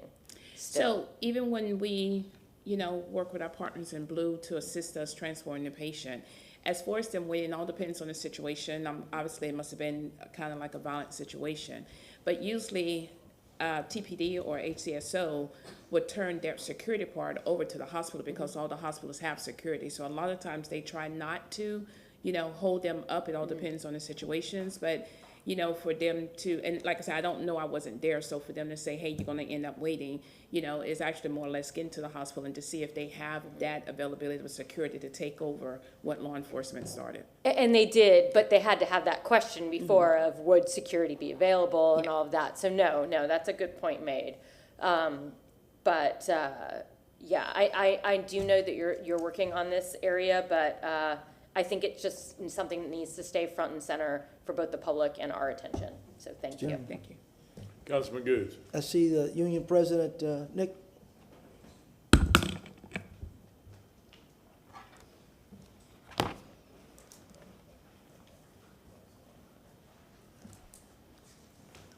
Morning, afternoon, sir, again. Good afternoon. I've read the report, and also Ms. Hertag has had the experience now and understanding. I don't know, I think we're gonna keep it on the forefront. I think the chief is trying to work with the hospitals and try to fix this situation, but it may take a little time, and I just wanna hear what you have to say. If you read the report from, that's been given out? Yes, good afternoon, Council. Nick What's Stockwell, your take Tampa on it? Firefighters, President, Local 754. I appreciate the opportunity to come up here. Chief Tripp and I did have some email conversation immediately after the council meeting where we have addressed this, and Chief Tripp and her staff have been working diligently on getting this corrected. As a matter of fact, at the meeting on Monday, they presented that the 90th percentile were averaging anywhere in between 30 minutes or less at the hospitals. This morning, I did have 2 upper-ranking level members at the union office, both which stating that hospital wait times have improved. So Chief Tripp's efforts have decreased and have made this problem, have downsized this problem, as well as advertising to the members to take their communication devices with them inside the hospitals, so that way they can be communicated with by dispatch to make sure that, to get a status update. So in regards to wait times, they have gotten significantly better, and we can give nobody thanks other than Chief Tripp for her efforts that she did, including working with these hospitals. One of the things that we could do, or y'all could look into as council members in the future, if we do see these problems occur again in the future, is that we can implement fees or fines. I know I text several of you all. Hernando County has now started to charge the hospitals for utilizing their services for this wall times. Just things to consider under the city ordinance or any kind of fees or established fees. But yes, thank you, and Chief Tripp has done a good job on rectifying this issue. Thank you, Nick, appreciate you. Anything else? Well, Chief, again, we thank you for, Chief, I guess you got right on it. Like I said, told Nick before, let's just talk to the chief, let's try to work the issues out, and everything's not gonna be perfect all the time, because you still have a boss too that you have to answer to. Yes, sir. So I'm just, glad that you guys can communicate a little bit better on what I'm seeing, and get these issues out and resolve them the best way we can. Everything takes time, it doesn't work overnight, but I'm glad to see that, the wait time, which is concerning the citizens, and especially to those folks that are waiting to get back on the job, we can reduce that. So I want to say thank you for working with the unions for trying to get that resolved. All right, we are adjourned until 1:45.